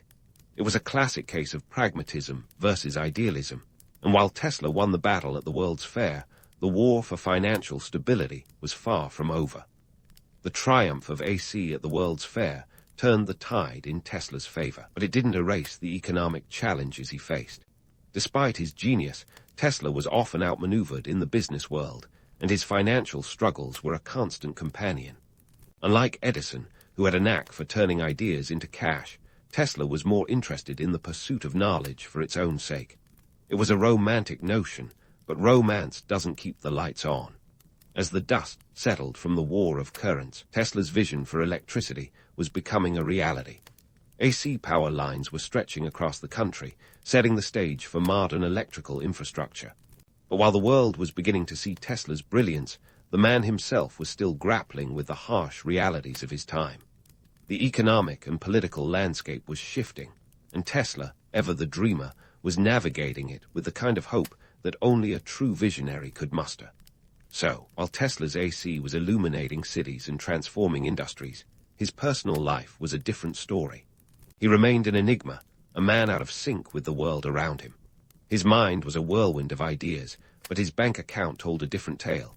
And yet, despite the financial storms and public spats, Tesla's legacy was growing, one bright bulb at a time. The War of Currents may have ended, but the current of Tesla's influence was just beginning to flow. The stage was set for more groundbreaking work, and while Tesla's economic fortunes waxed and waned, his impact on the world was undeniable. The story of Nikola Tesla was still unfolding, and the world was just starting to catch up. As alternating current became the new norm, Tesla was at the zenith of his creative powers, and his laboratory in New York City was a veritable playground for scientific wizardry. Enter the Tesla coil, high-voltage transformer circuit that Tesla patented in 1891. This wasn't just a fancy piece of lab equipment. It was the precursor to technologies that would eventually lead to radio, television, and radar. Talk about a multitasker. The Tesla coil was like the Swiss Army knife of early electrical engineering. With this invention, Tesla could generate high-frequency AC, which was essential for wireless transmission of energy, a concept that, at the time, sounded about as plausible as flying cars do today. Tesla's obsession with wireless energy was a wild ride into the realm of the seemingly impossible. He envisioned a world where electricity would be as ubiquitous and free as air. Picture this: a global network of wireless transmission towers beaming energy to homes and industries without the need for cumbersome wires. In 1899, Tesla conducted his famous experiments in Colorado Springs, where he built a massive version of his Tesla coil. This thing was no small fry. It could produce bolts of artificial lightning over 100 feet long. Tesla claimed he could light up a city from hundreds of miles away. It was a vision straight out of science fiction, and like any good sci-fi story, it had its skeptics. Now, here's where the plot thickens. Enter J.P. Morgan, the financial titan whose wallet was as deep as his greed was wide. Morgan was the kind of guy who could single-handedly fund a small country, but he didn't get rich by making bad investments. He saw potential in Tesla's wireless energy project, and in 1901, Morgan agreed to bankroll the construction of Wardenclyffe Tower on Long Island. Tesla had grand plans for this 187-foot tower. It was meant to be the first of many global transmitters. But Morgan wasn't funding a charity. He wanted a return on investment. Free electricity doesn't exactly scream profit, now does it? Tesla's collaboration with Morgan was a classic case of mismatched expectations. Morgan wanted a global communications monopoly, while Tesla was dreaming of a utopian future where everyone had access to free energy. It didn't take long for their partnership to hit the skids. As construction of Wardenclyffe began, costs spiraled out of control. The project was bleeding money faster than a sieve leaks water. Tesla, ever the optimist, asked Morgan for more funds, but Morgan, who had already sunk $150,000 into the venture, about $4.5 million today, was not amused. He famously quipped, "If anyone can draw on the power, where do we put the meter?" The fallout between Tesla and Morgan was more than just a personal dispute. It was a showdown between visionary idealism and cold, hard capitalism. While Tesla was busy dreaming big, the rest of the world was busy counting pennies. The economic climate of the early 20th century was not exactly conducive to grand philanthropic gestures, and Tesla's failure to monetize his inventions left him financially stranded. Wardenclyffe Tower, the monument to his dream, was never completed. By 1906, construction halted, leaving the tower to stand as a rusting epitaph to Tesla's vision.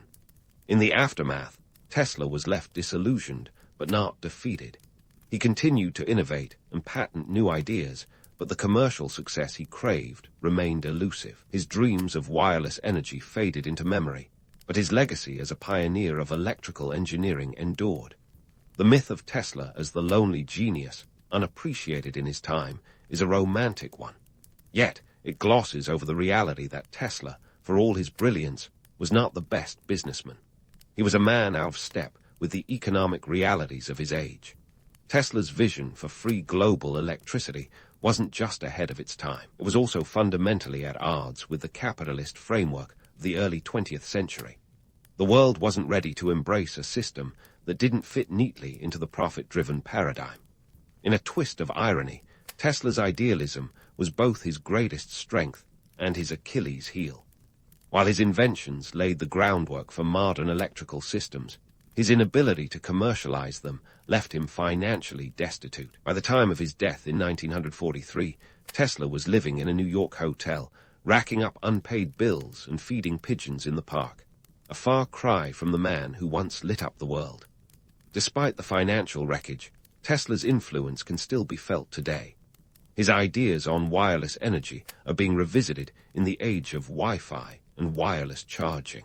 The world eventually caught up with Tesla's vision, but not before he had become a cautionary tale of the risks inherent in dreaming too big without a safety net. Tesla's life was a roller coaster of genius, ambition, and economic misfortune, a testament to the fact that while visionaries can change the world, they are not immune to its harsh realities. As Tesla's story unfolds, one thing is clear. He was a man who dared to dream the impossible, and in doing so, he illuminated the path for future generations. The saga of Wardenclyffe Tower may have ended in failure, but it stands as a monument to the power of human imagination and the enduring struggle between idealism and pragmatism. Tesla may not have lived to see his vision realized, but his legacy continues to inspire those who dare to dream beyond the limits of their time. As we delve deeper into Tesla's journey, the lessons of his life remain as relevant today as they were over a century ago. As we plunge further into Tesla's later years, it's clear that his life had become a peculiar blend of brilliance and bewilderment.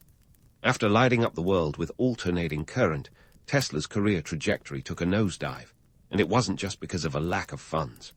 The man who once claimed he could harness the energy of Niagara Falls was now a figure wandering the streets of New York, waxing poetic to pigeons. Yes, you heard that right. Pigeons. These birds became Tesla's solace and confidants, and according to some accounts, he even once declared his love for a particularly special one. Cue the eye rolls from the pragmatic crowd. But let's not get too ahead of ourselves. Tesla's decline wasn't just about eccentric avian conversations. It was also marked by financial struggles that would make even the most seasoned accountant weep. By the 1920, Tesla was bouncing from one New York hotel to another, leaving behind a trail of unpaid bills. His once lucrative patents were expiring, and without a steady stream of income, Tesla was juggling debts like a clown at a circus that was dangerously short on laughs.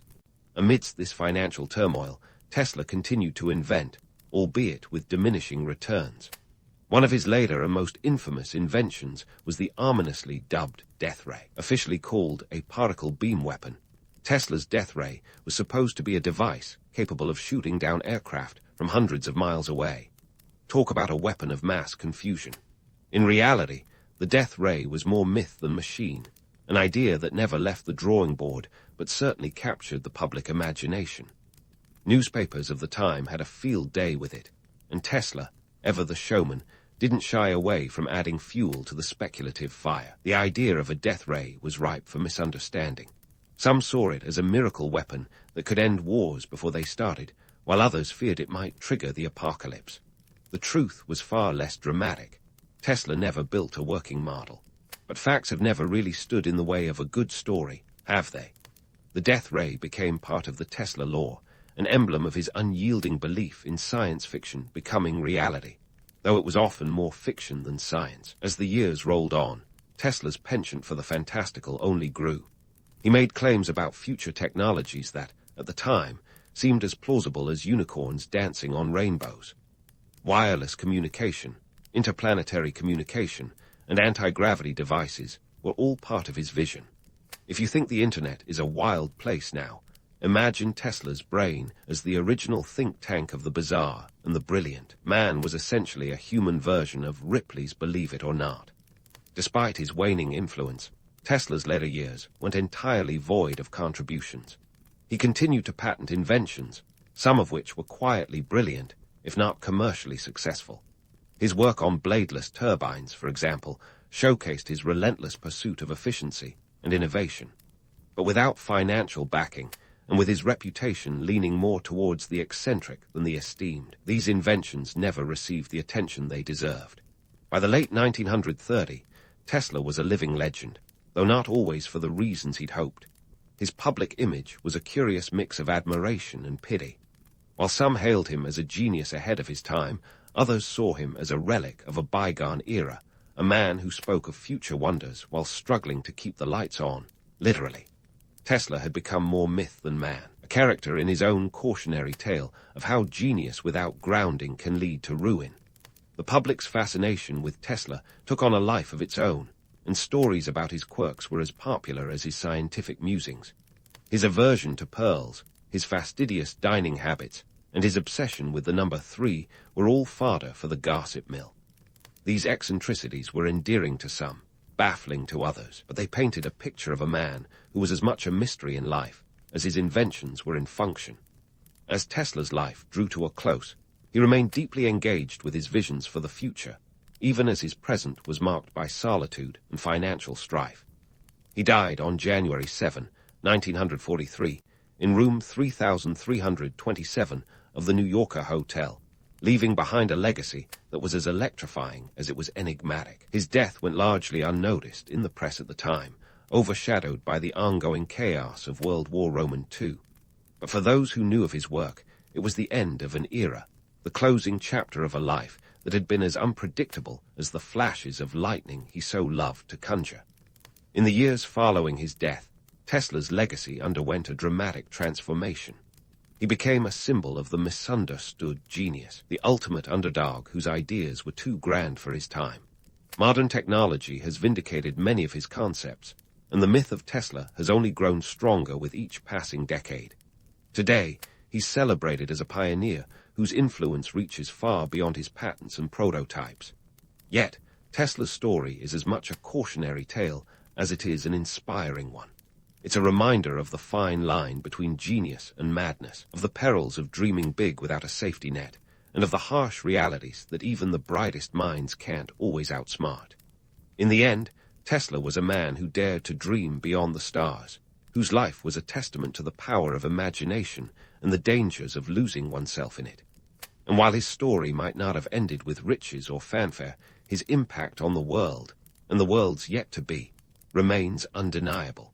As we move forward, Tesla's tale invites us to question, to innovate, and to never stop reaching for the impossible. And so, as Tesla's story flickered out, it left behind a legacy that would eventually glow brighter than any of his lightning displays. Fast forward to the 21st century, and Nikola Tesla has become the poster child for the quirky genius archetype. You know the type. Misunderstood, underappreciated, and a bit oddball, like that uncle who shows up at family gatherings with tales of UFO sightings. Except in Tesla's case, the UFOs were electrical energy, and the family gathering was the entire scientific community. But hold on, before we get too carried away with the romanticized image of Tesla as the lone genius, let's sprinkle a bit of reality into this narrative Sunday. Yes, he was brilliant, but he wasn't exactly stranded on an intellectual desert island. Tesla lived in a world teeming with bright minds. The late 19th and early 20th centuries were a bustling bazaar of innovation. While Tesla was dreaming of wireless energy, others were busy laying the groundwork for modern technology. It's just that Tesla's ideas were often a few clicks ahead of their time. He was the guy who brought a hoverboard to a skate park full of roller skates. Tesla's resurgence in popularity is a testament to how history loves a good redemption arc.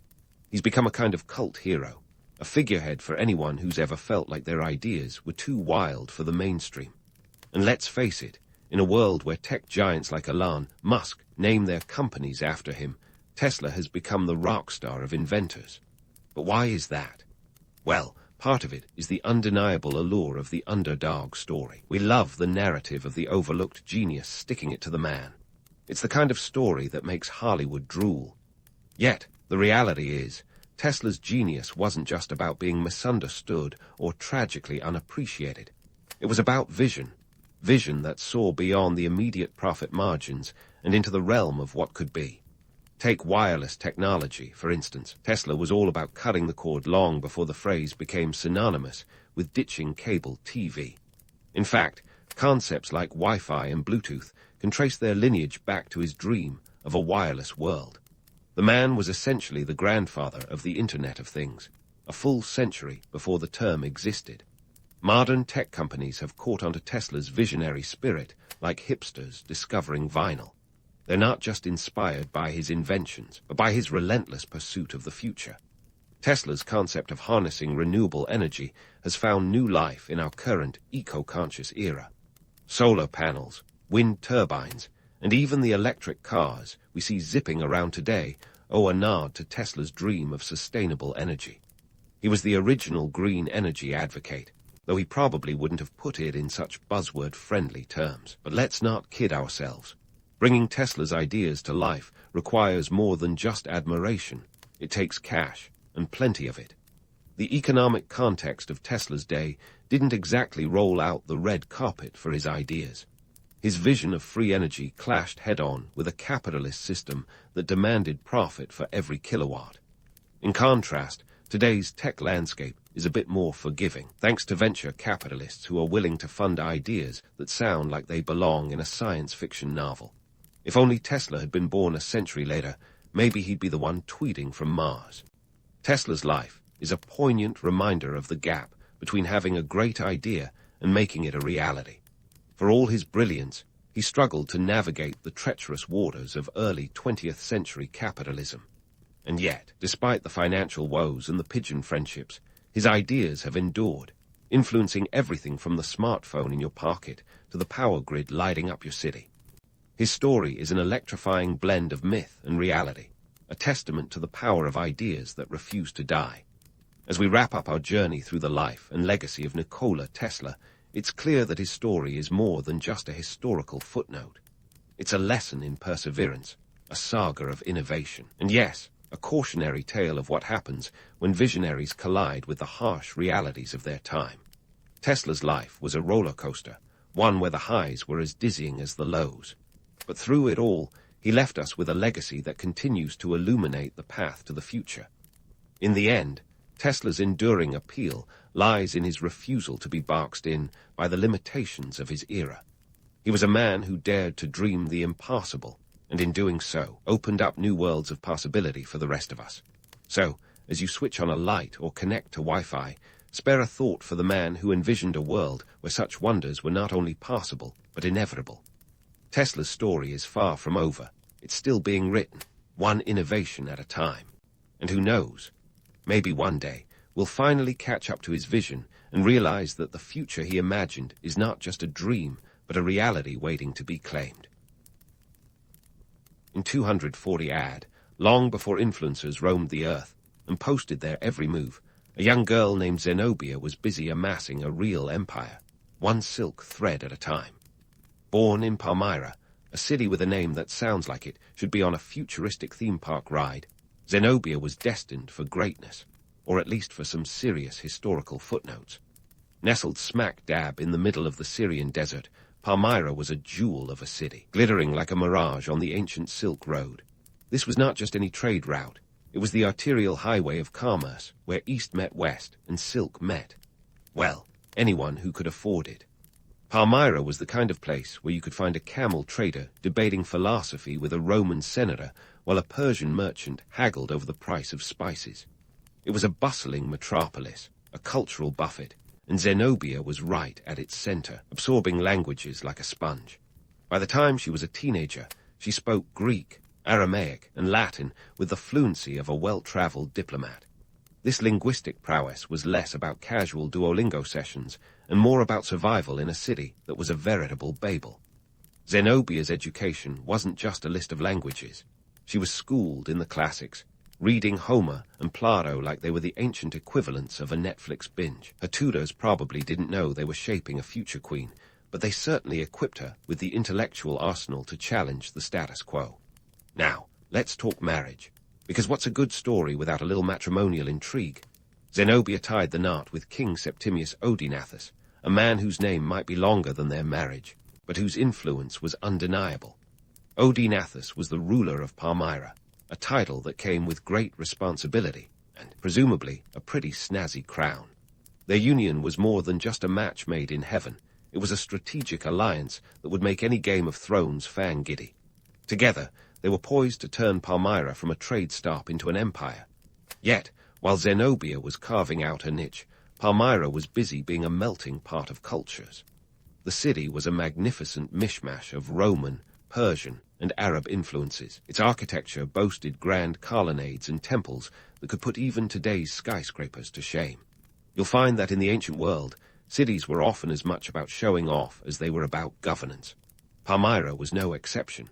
Zenobia's ambitions were as vast as the desert surrounding her city. She wasn't content with just being the queen consort. No, she had bigger plans. Plans that involved a little less curtain draping and a little more empire building. Her dream was to see Palmyra rival Rome itself, and why not? Rome had its legions, but Palmyra had a queen who could quote Virgil while strategizing military campaigns. Zenobia wasn't just a woman of action. She was a woman of words, and in the ancient world, words could be just as powerful as swords. In Palmyra, Zenobia found herself at the confluence of cultures, ideas, and ambitions. It was a city that mirrored her own aspirations, a place where East met West under the blazing sun. The Silk Road wasn't just a path for traders. It was a highway for ideas, and Zenobia was ready to drive them forward. As she stood on the precipice of history, the young queen was armed with a formidable education, an influential marriage, and the kind of audacity that could make even the guards take notice. So, as Zenobia prepared to step into her role as one of history's most formidable queens, the world around her was a tapestry of possibilities woven from the threads of commerce, culture, and sheer determination. Her story was just beginning, and the world would soon learn that Zenobia was not just a name, but a force to be reckoned with. And so, as Zenobia stood on the precipice of history, fate decided it was time to shake up the chessboard. In 267 AD, her husband, King Odenathus, met an untimely demise. Details are murky. Was it a palace intrigue, an internal dispute, or just a bad day at the office? Whatever the cause, Odenathus' assassination left a power vacuum in Palmyra, and Zenobia wasn't about to let that opportunity slip through her fingers. With Odenathus gone, Zenobia stepped into the role of regent for their young son, Vabilathus. Now, being a regent might sound like a cushy gig, but in the rough-and-tumble world of ancient politics, it was more like juggling flaming swords while riding a unicycle on a high wire. Zenobia, however, was more than prepared. She seized the reins like a seasoned charioteer, ready to drive Palmyra to new heights. Zenobia's consolidation of power was a masterclass in political maneuvering. She fortified her position by surrounding herself with capable advisors and military leaders who were as shrewd as they were loyal. And let's be honest, she needed all the loyalty she could muster, because ruling an empire was about as stable as a three-legged stool on a windy day. Yet, despite the challenges, Zenobia wielded authority with the grace of a seasoned diplomat and the tenacity of a warrior queen. Now, let's talk about Zenobia's bold expansion of the Palmyran Empire, a tale that could make even Alexander the Great do a double take.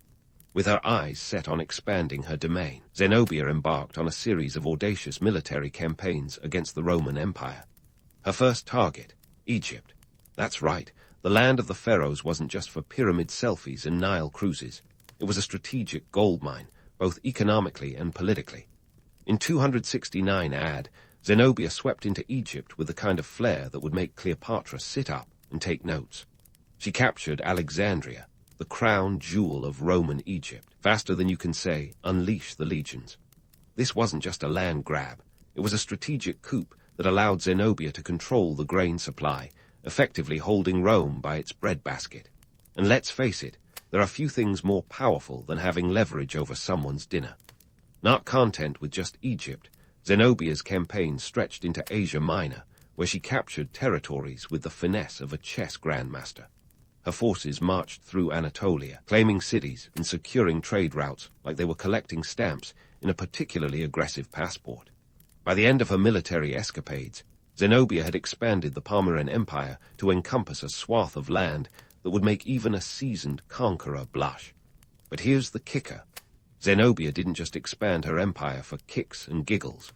No, her actions were driven by a shrewd understanding of the geopolitical landscape. In a world dominated by the Roman Empire, Zenobia's Palmyra needed to be more than just a footnote in history. She sought to carve out a place where her city could thrive independently, free from the whims of distant emperors and their insatiable appetites for power. Yet, Zenobia's ambitions weren't just about land and power. They were about legacy. She was determined to secure a future for her son, Vabilathus, that wasn't overshadowed by the looming shadow of Rome. By expanding Palmyra's influence, Zenobia wasn't just building an empire. She was crafting a narrative of resilience and autonomy that would echo through the ages. Now, let's take a moment to address the myths surrounding Zenobia. Legend paints her as a warrior queen with the charisma of a rock star and the strategic brilliance of a military genius.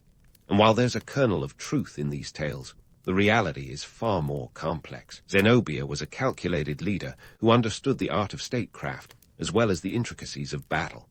Her success wasn't just a product of charisma. It was the result of careful planning and a keen understanding of the political landscape. Of course, in the annals of history, it's easy to get swept up in the romance of Zenobia's story. A queen who dared to challenge Rome, who led armies into battle, and who ruled with an iron will. But let's not forget that her reign was also marked by the harsh realities of governance, where every decision had a ripple effect across her empire.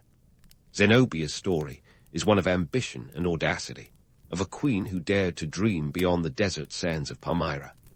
Her legacy is a testament to the power of vision and the strength of will, a reminder that even in a world dominated by empires, there was room for a queen who could think outside the box and conquer it. As we leave Zenobia at this juncture, poised on the edge of her greatest challenges, remember that her story is far from over. The world may have been her stage, but the next act was yet to unfold. So, there Zenobia stands, poised on the edge of her greatest challenges, ready to take governance as seriously as she took empire building. But let's be real for a second. Running an empire wasn't just about expanding borders and collecting shiny new territories like a kid with a stamp collection. It was about what happened next: administration, economic policy, and ensuring that the empire didn't collapse faster than a house of cards in a hurricane. Zenobia wasn't about to let her empire become an archaeological cautionary tale. She rolled up her sleeves and got to work, proving that she wasn't just a conqueror but a competent administrator. And here's where things get interesting. Zenobia took a page, or maybe a scroll, from the Roman playbook. She adopted Roman administrative techniques, which, let's face it, were the closest thing to a bureaucratic user manual in ancient times. Taxation systems, legal structures, and efficient governance. Zenobia borrowed these like a student cramming before finals, knowing well that they were the secret sauce to Rome's long-lasting dominance. But Zenobia wasn't just a copycat. She put her own spin on things, ensuring that Palmyra wasn't just a carbon copy of Rome, but a city with its own unique flair. She promoted Palmyra as a cultural hub, a place where art, philosophy, and commerce could mingle freely. Picture a city where the streets buzzed with intellectual debates, where markets were as vibrant as a Jackson Pollock painting, and where cultural exchange was the currency of the day. Zenobia's Palmyra was a melting pot of ideas, a cultural crossroads where East met West in a harmonious dance. Now, as much as we love a good myth, it's time to tackle the stories that paint Zenobia as some kind of ancient supermodel. The legends of her legendary beauty are as persistent as they are subjective. Sure, Roman historians like to wax lyrical about her looks, but let's not forget that these accounts were often colored by the biases of the writers. Beauty, after all, is in the eye of the beholder, or in this case, the eye of the historian with a penchant for exaggeration. Zenobia's allure was more than skin deep. It was her charisma, intelligence, and strategic acumen that truly set her apart. Speaking of strategic acumen, Zenobia's economic policies were nothing short of brilliant. With Palmyra sitting pretty on the Silk Road, Zenobia understood the importance of trade like a Wall Street broker with a keen eye for the market. She capitalized on Palmyra's location, transforming it into a bustling trade hub where goods from the east and west flowed like a river of gold. Silk, spices, precious gems. You name it, Palmyra had it, and Zenobia made sure it was taxed appropriately. The city's coffers swelled, and with wealth came power, something Zenobia wielded with the precision of a master chess player. But let's not get too carried away with the romance of trade and taxes. The harsh reality was that Zenobia's policies weren't just about padding the treasury. They were about survival. In a world where Rome was the alpha dog, Palmyra needed every economic advantage it could muster to maintain its independence. Zenobia's economic policies were her empire's lifeline, a way to ensure that Palmyra wasn't just another vassal state under Rome's thumb. And speaking of Rome, let's remember that Zenobia's relationship with the empire was more complicated than a soap opera plot twist. She saw the benefits of Roman techniques and used them to her advantage, but she was also keenly aware that Palmyra's success hinged on its ability to stand apart. Zenobia's governance was a delicate balancing act between embracing Roman efficiency and fostering Palmyra's unique identity. It was a high-wire act that required both finesse and fortitude, and Zenobia had both in spades. Yet, while Zenobia was busy crafting an empire that could rival Rome, myths about her personal life swirled like sand in a desert storm. Tales of her beauty, her charisma, and her strategic prowess were elevated to almost mythical proportions. But let's not forget that Zenobia was human. She faced the same challenges any ruler would: political intrigue, economic pressures, and the ever-present threat of Roman retaliation. Her story, while extraordinary, was also grounded in the gritty reality of ancient politics. As Zenobia navigated the intricacies of governance, she proved that she was more than just a figurehead. She was a ruler who understood the importance of cultural and economic power, and she wielded both with the deftness of a maestro conducting a symphony. Her legacy, while often romanticized, was built on a foundation of strategic brilliance and political shrewdness. So, as we leave Zenobia managing her empire with the skill of a seasoned CEO, remember that her story isn't just one of conquest and beauty. It's a tale of resilience, of a queen who dared to defy the odds and carve out a place for Palmyra on the world stage. Her journey was far from over, and the challenges ahead would test her mettle in ways she could never have imagined. But for now, Zenobia was in her element, a warrior queen balancing the scales of power with a steady hand and a vision for the future that burned as brightly as the desert sun. As Zenobia deftly orchestrated her empire's symphony, a Roman storm was brewing on the horizon, one that could silence even the most harmonious melody. Enter Emperor Aurelian, the man who would soon become Zenobia's greatest adversary. Aurelian wasn't just another toga-wearing bureaucrat. He was Rome's answer to a military superhero, determined to restore the empire's former glory, one rebellious province at a time. And guess whose empire was next on his list? It was 272 AD, and Aurelian was a man on a mission.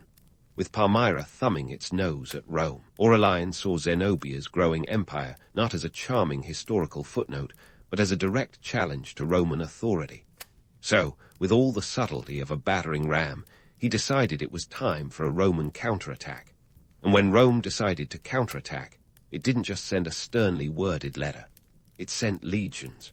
The road to Palmyra was paved with strategic maneuvers and logistical nightmares. Aurelian knew that defeating Zenobia wasn't just about brute force. It was about outsmarting a queen who could quote Virgil while planning a military campaign. He gathered his forces, a formidable mix of cavalry and infantry, and set his sights on the heart of Zenobia's territory. If Zenobia's empire was a chessboard, Aurelian was the grandmaster about to make his move. Now, Zenobia was no fool. She knew Aurelian was coming, and she wasn't about to roll out the red carpet. Her strategy was as bold as it was risky: meet the Romans head-on and show them that Palmyra wasn't just a desert mirage, but a force to be reckoned with. The stage was set for a clash of titans, and neither side was going to back down. The Battle of Emesa, in what is now modern-day Homs, Syria, became the proving ground for both leaders. Zenobia commanded her troops with the poise of a seasoned general, her forces arrayed like a well-tuned orchestra ready to play their symphony of war. But Aurelian had done his homework. He knew that the key to victory was not just in numbers, but in outmaneuvering Zenobia's cavalry, the pride of her army. And so, the battle commenced. The clash of swords and the thunder of hooves echoed across the plains, as history held its breath. Zenobia's troops fought valiantly, but Aurelian's legions were relentless. He employed a tactical masterstroke, a feigned retreat that lured Zenobia's cavalry into a trap, like a cat playing with a very dangerous mouse. The Palmyran forces, caught off guard, were overwhelmed by the Roman counterattack. As the dust settled on the battlefield, it was clear that Rome had the upper hand. Zenobia, however, refused to surrender easily. Her ambitions had brought her this far, and she wasn't about to let a little thing like a Roman legion stop her. But as any good strategist knows, there's a fine line between ambition and overreach. And in the harsh light of day, Zenobia's grand dreams clashed with the cold, hard reality of limited resources. Her empire, vast and impressive as it was, had been built on the shifting sands of economic and military constraints. The logistics of ruling such a sprawling territory were daunting, and even a warrior queen's charisma couldn't keep the wheels of empire turning forever. The truth was, Palmyra lacked the deep coffers of Rome, and Zenobia's forces, though fierce, were outmatched by the sheer might of the Roman war machine. Yet Zenobia's capture was more than just a military defeat. It was a testament to the sheer audacity of her vision, a vision that dared to challenge the status quo and redefine what was possible for a woman in a world dominated by men. As tales of her capture spread, legends began to swirl around her like a desert storm. She really paraded through Rome in chains, a symbol of Roman victory and Palmyran defiance. Or was her end more nuanced, less theatrical than the stories suggest? What we do know is that Zenobia's capture marked a turning point, not just for Palmyra, but for the Roman Empire itself. It was a moment that highlighted the relentless march of history, where even the most dazzling of empires could be brought to heel by the inexorable forces of politics and power. Zenobia's story, while tinged with loss, was also a testament to the human spirit's capacity for resilience and reinvention. And let's not forget the irony that played out on the grand stage of history. Here was Zenobia, a queen who had dared to dream of an empire that rivaled Rome itself, only to find herself a pawn in the political games of emperors. Her ambitions were as grand as they were fragile, built on the shifting sands of time and circumstance. So, as we leave Zenobia at this crossroads, her fate hanging in the balance, let's remember that her story is far from over. The legacy of a queen who dared to defy the odds continues to echo through history, a reminder that even in defeat, there is power in the audacity to dream big. The curtain may have fallen on this act, but the next chapter awaits, with new challenges and possibilities on the horizon. Stay tuned, because Zenobia's journey is not yet finished, and the history books are waiting to reveal what happens next. Zenobia's story doesn't end with a capture. In fact, it takes a twist worthy of a historical soap opera. Imagine her standing there, shackled but unbowed, facing the very empire she dared to challenge. Aurelian, with all the elegance of a Roman general who knows he's won the lottery, decided to parade Zenobia through Rome in his triumph. Now, Roman triumphs were the ancient equivalent of a blockbuster movie premiere, complete with chariots, spoils of war, and the obligatory public humiliation of captured royalty. For Aurelian, it was a chance to show the Roman populace that their empire was still top dog in the ancient world, despite Zenobia's best efforts to rewrite that narrative. In 274 AD, Zenobia found herself part of a spectacle that made the Macy's Thanksgiving Day parade look like a stroll in the park. Draped in chains of gold, a nod to her former status, and a testament to Aurelian's flair for the dramatic, she was marched through the streets of Rome. This wasn't just a victory lap for Aurelian. It was a political statement, a public service announcement that reminded everyone who held the reins of power. But here's the kicker. Despite the humiliation, Zenobia kept her head high, a queen in spirit if not in title. The triumph marked the end of Zenobia's public resistance, but what happened next is where history starts to blur into legend. Some accounts suggest that Aurelian, perhaps impressed by her tenacity or simply eager to avoid a martyr, granted her a comfortable retirement. Picture Zenobia living out her days in a villa in Tibur, modern-day Tivoli, surrounded by luxury, and perhaps a touch of wistful nostalgia for her lost empire. It's a nice picture, isn't it? The once-queen-turned-genteel Roman lady, sipping wine while discussing philosophy with the local elite. But then there are the more tantalizing tales that suggest Zenobia vanished into the annals of history, her fate a mystery that would intrigue historians and conspiracy theorists alike. Did she escape to live under a new identity, plotting a return to power that never materialized? Or did she simply fade into obscurity, her story overshadowed by the relentless march of time and the rise and fall of other empires? Regardless of her ultimate fate, Zenobia's legacy looms large. She stands as a symbol of female leadership in a world that often relegated women to the sidelines. Her story challenges the notion that empires are built solely by men wielding swords. Sometimes they're crafted by women wielding sharp minds and strategic vision. Zenobia's life was a testament to the power of ambition and the courage to defy convention, a narrative that resonates even today in discussions about gender and leadership. Yet, as romantic as her story is, it's crucial to strip away the layers of myth and examine the gritty reality beneath. Zenobia's rise was fueled by a unique blend of charisma, political acumen, and the ability to capitalize on Palmyra's strategic position on the Silk Road. Her downfall, however, was a stark reminder of the limitations faced by even the most visionary leaders. She was a master of statecraft, but she was also constrained by the economic and military realities of her time. The truth is, empires don't just rise on ambition alone. They require resources, alliances, and sometimes a bit of luck. Zenobia's tale is also a cautionary reminder about the perilous balance between ambition and hubris. Her bold expansion into Roman territories was a strategic masterpiece, but it also painted a target on her back. Aurelian's response was swift and decisive, a reminder that in the high-stakes game of empire building, there's little room for error. Her story is a blend of triumph and tragedy, marked by both audacious dreams and the harsh wake-up call of political reality. As we conclude this journey through Zenobia's life, we're left with a legacy that transcends the simple facts of history. She remains a figure of fascination, a queen whose story has been told and retold through the ages, each iteration adding another layer to her mythos.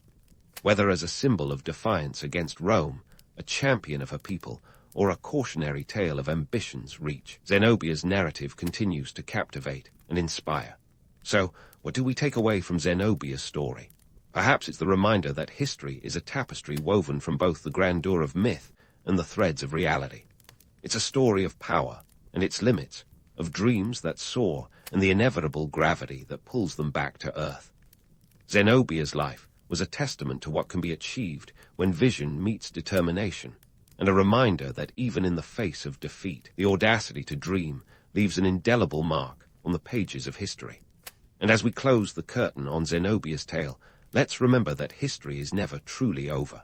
The stories we tell and retell shape our understanding of the past and influence the narratives we create for the future. Zenobia may have lived centuries ago, but her legacy continues to inspire those who dare to challenge the status quo and dream of a world where the impossible becomes possible.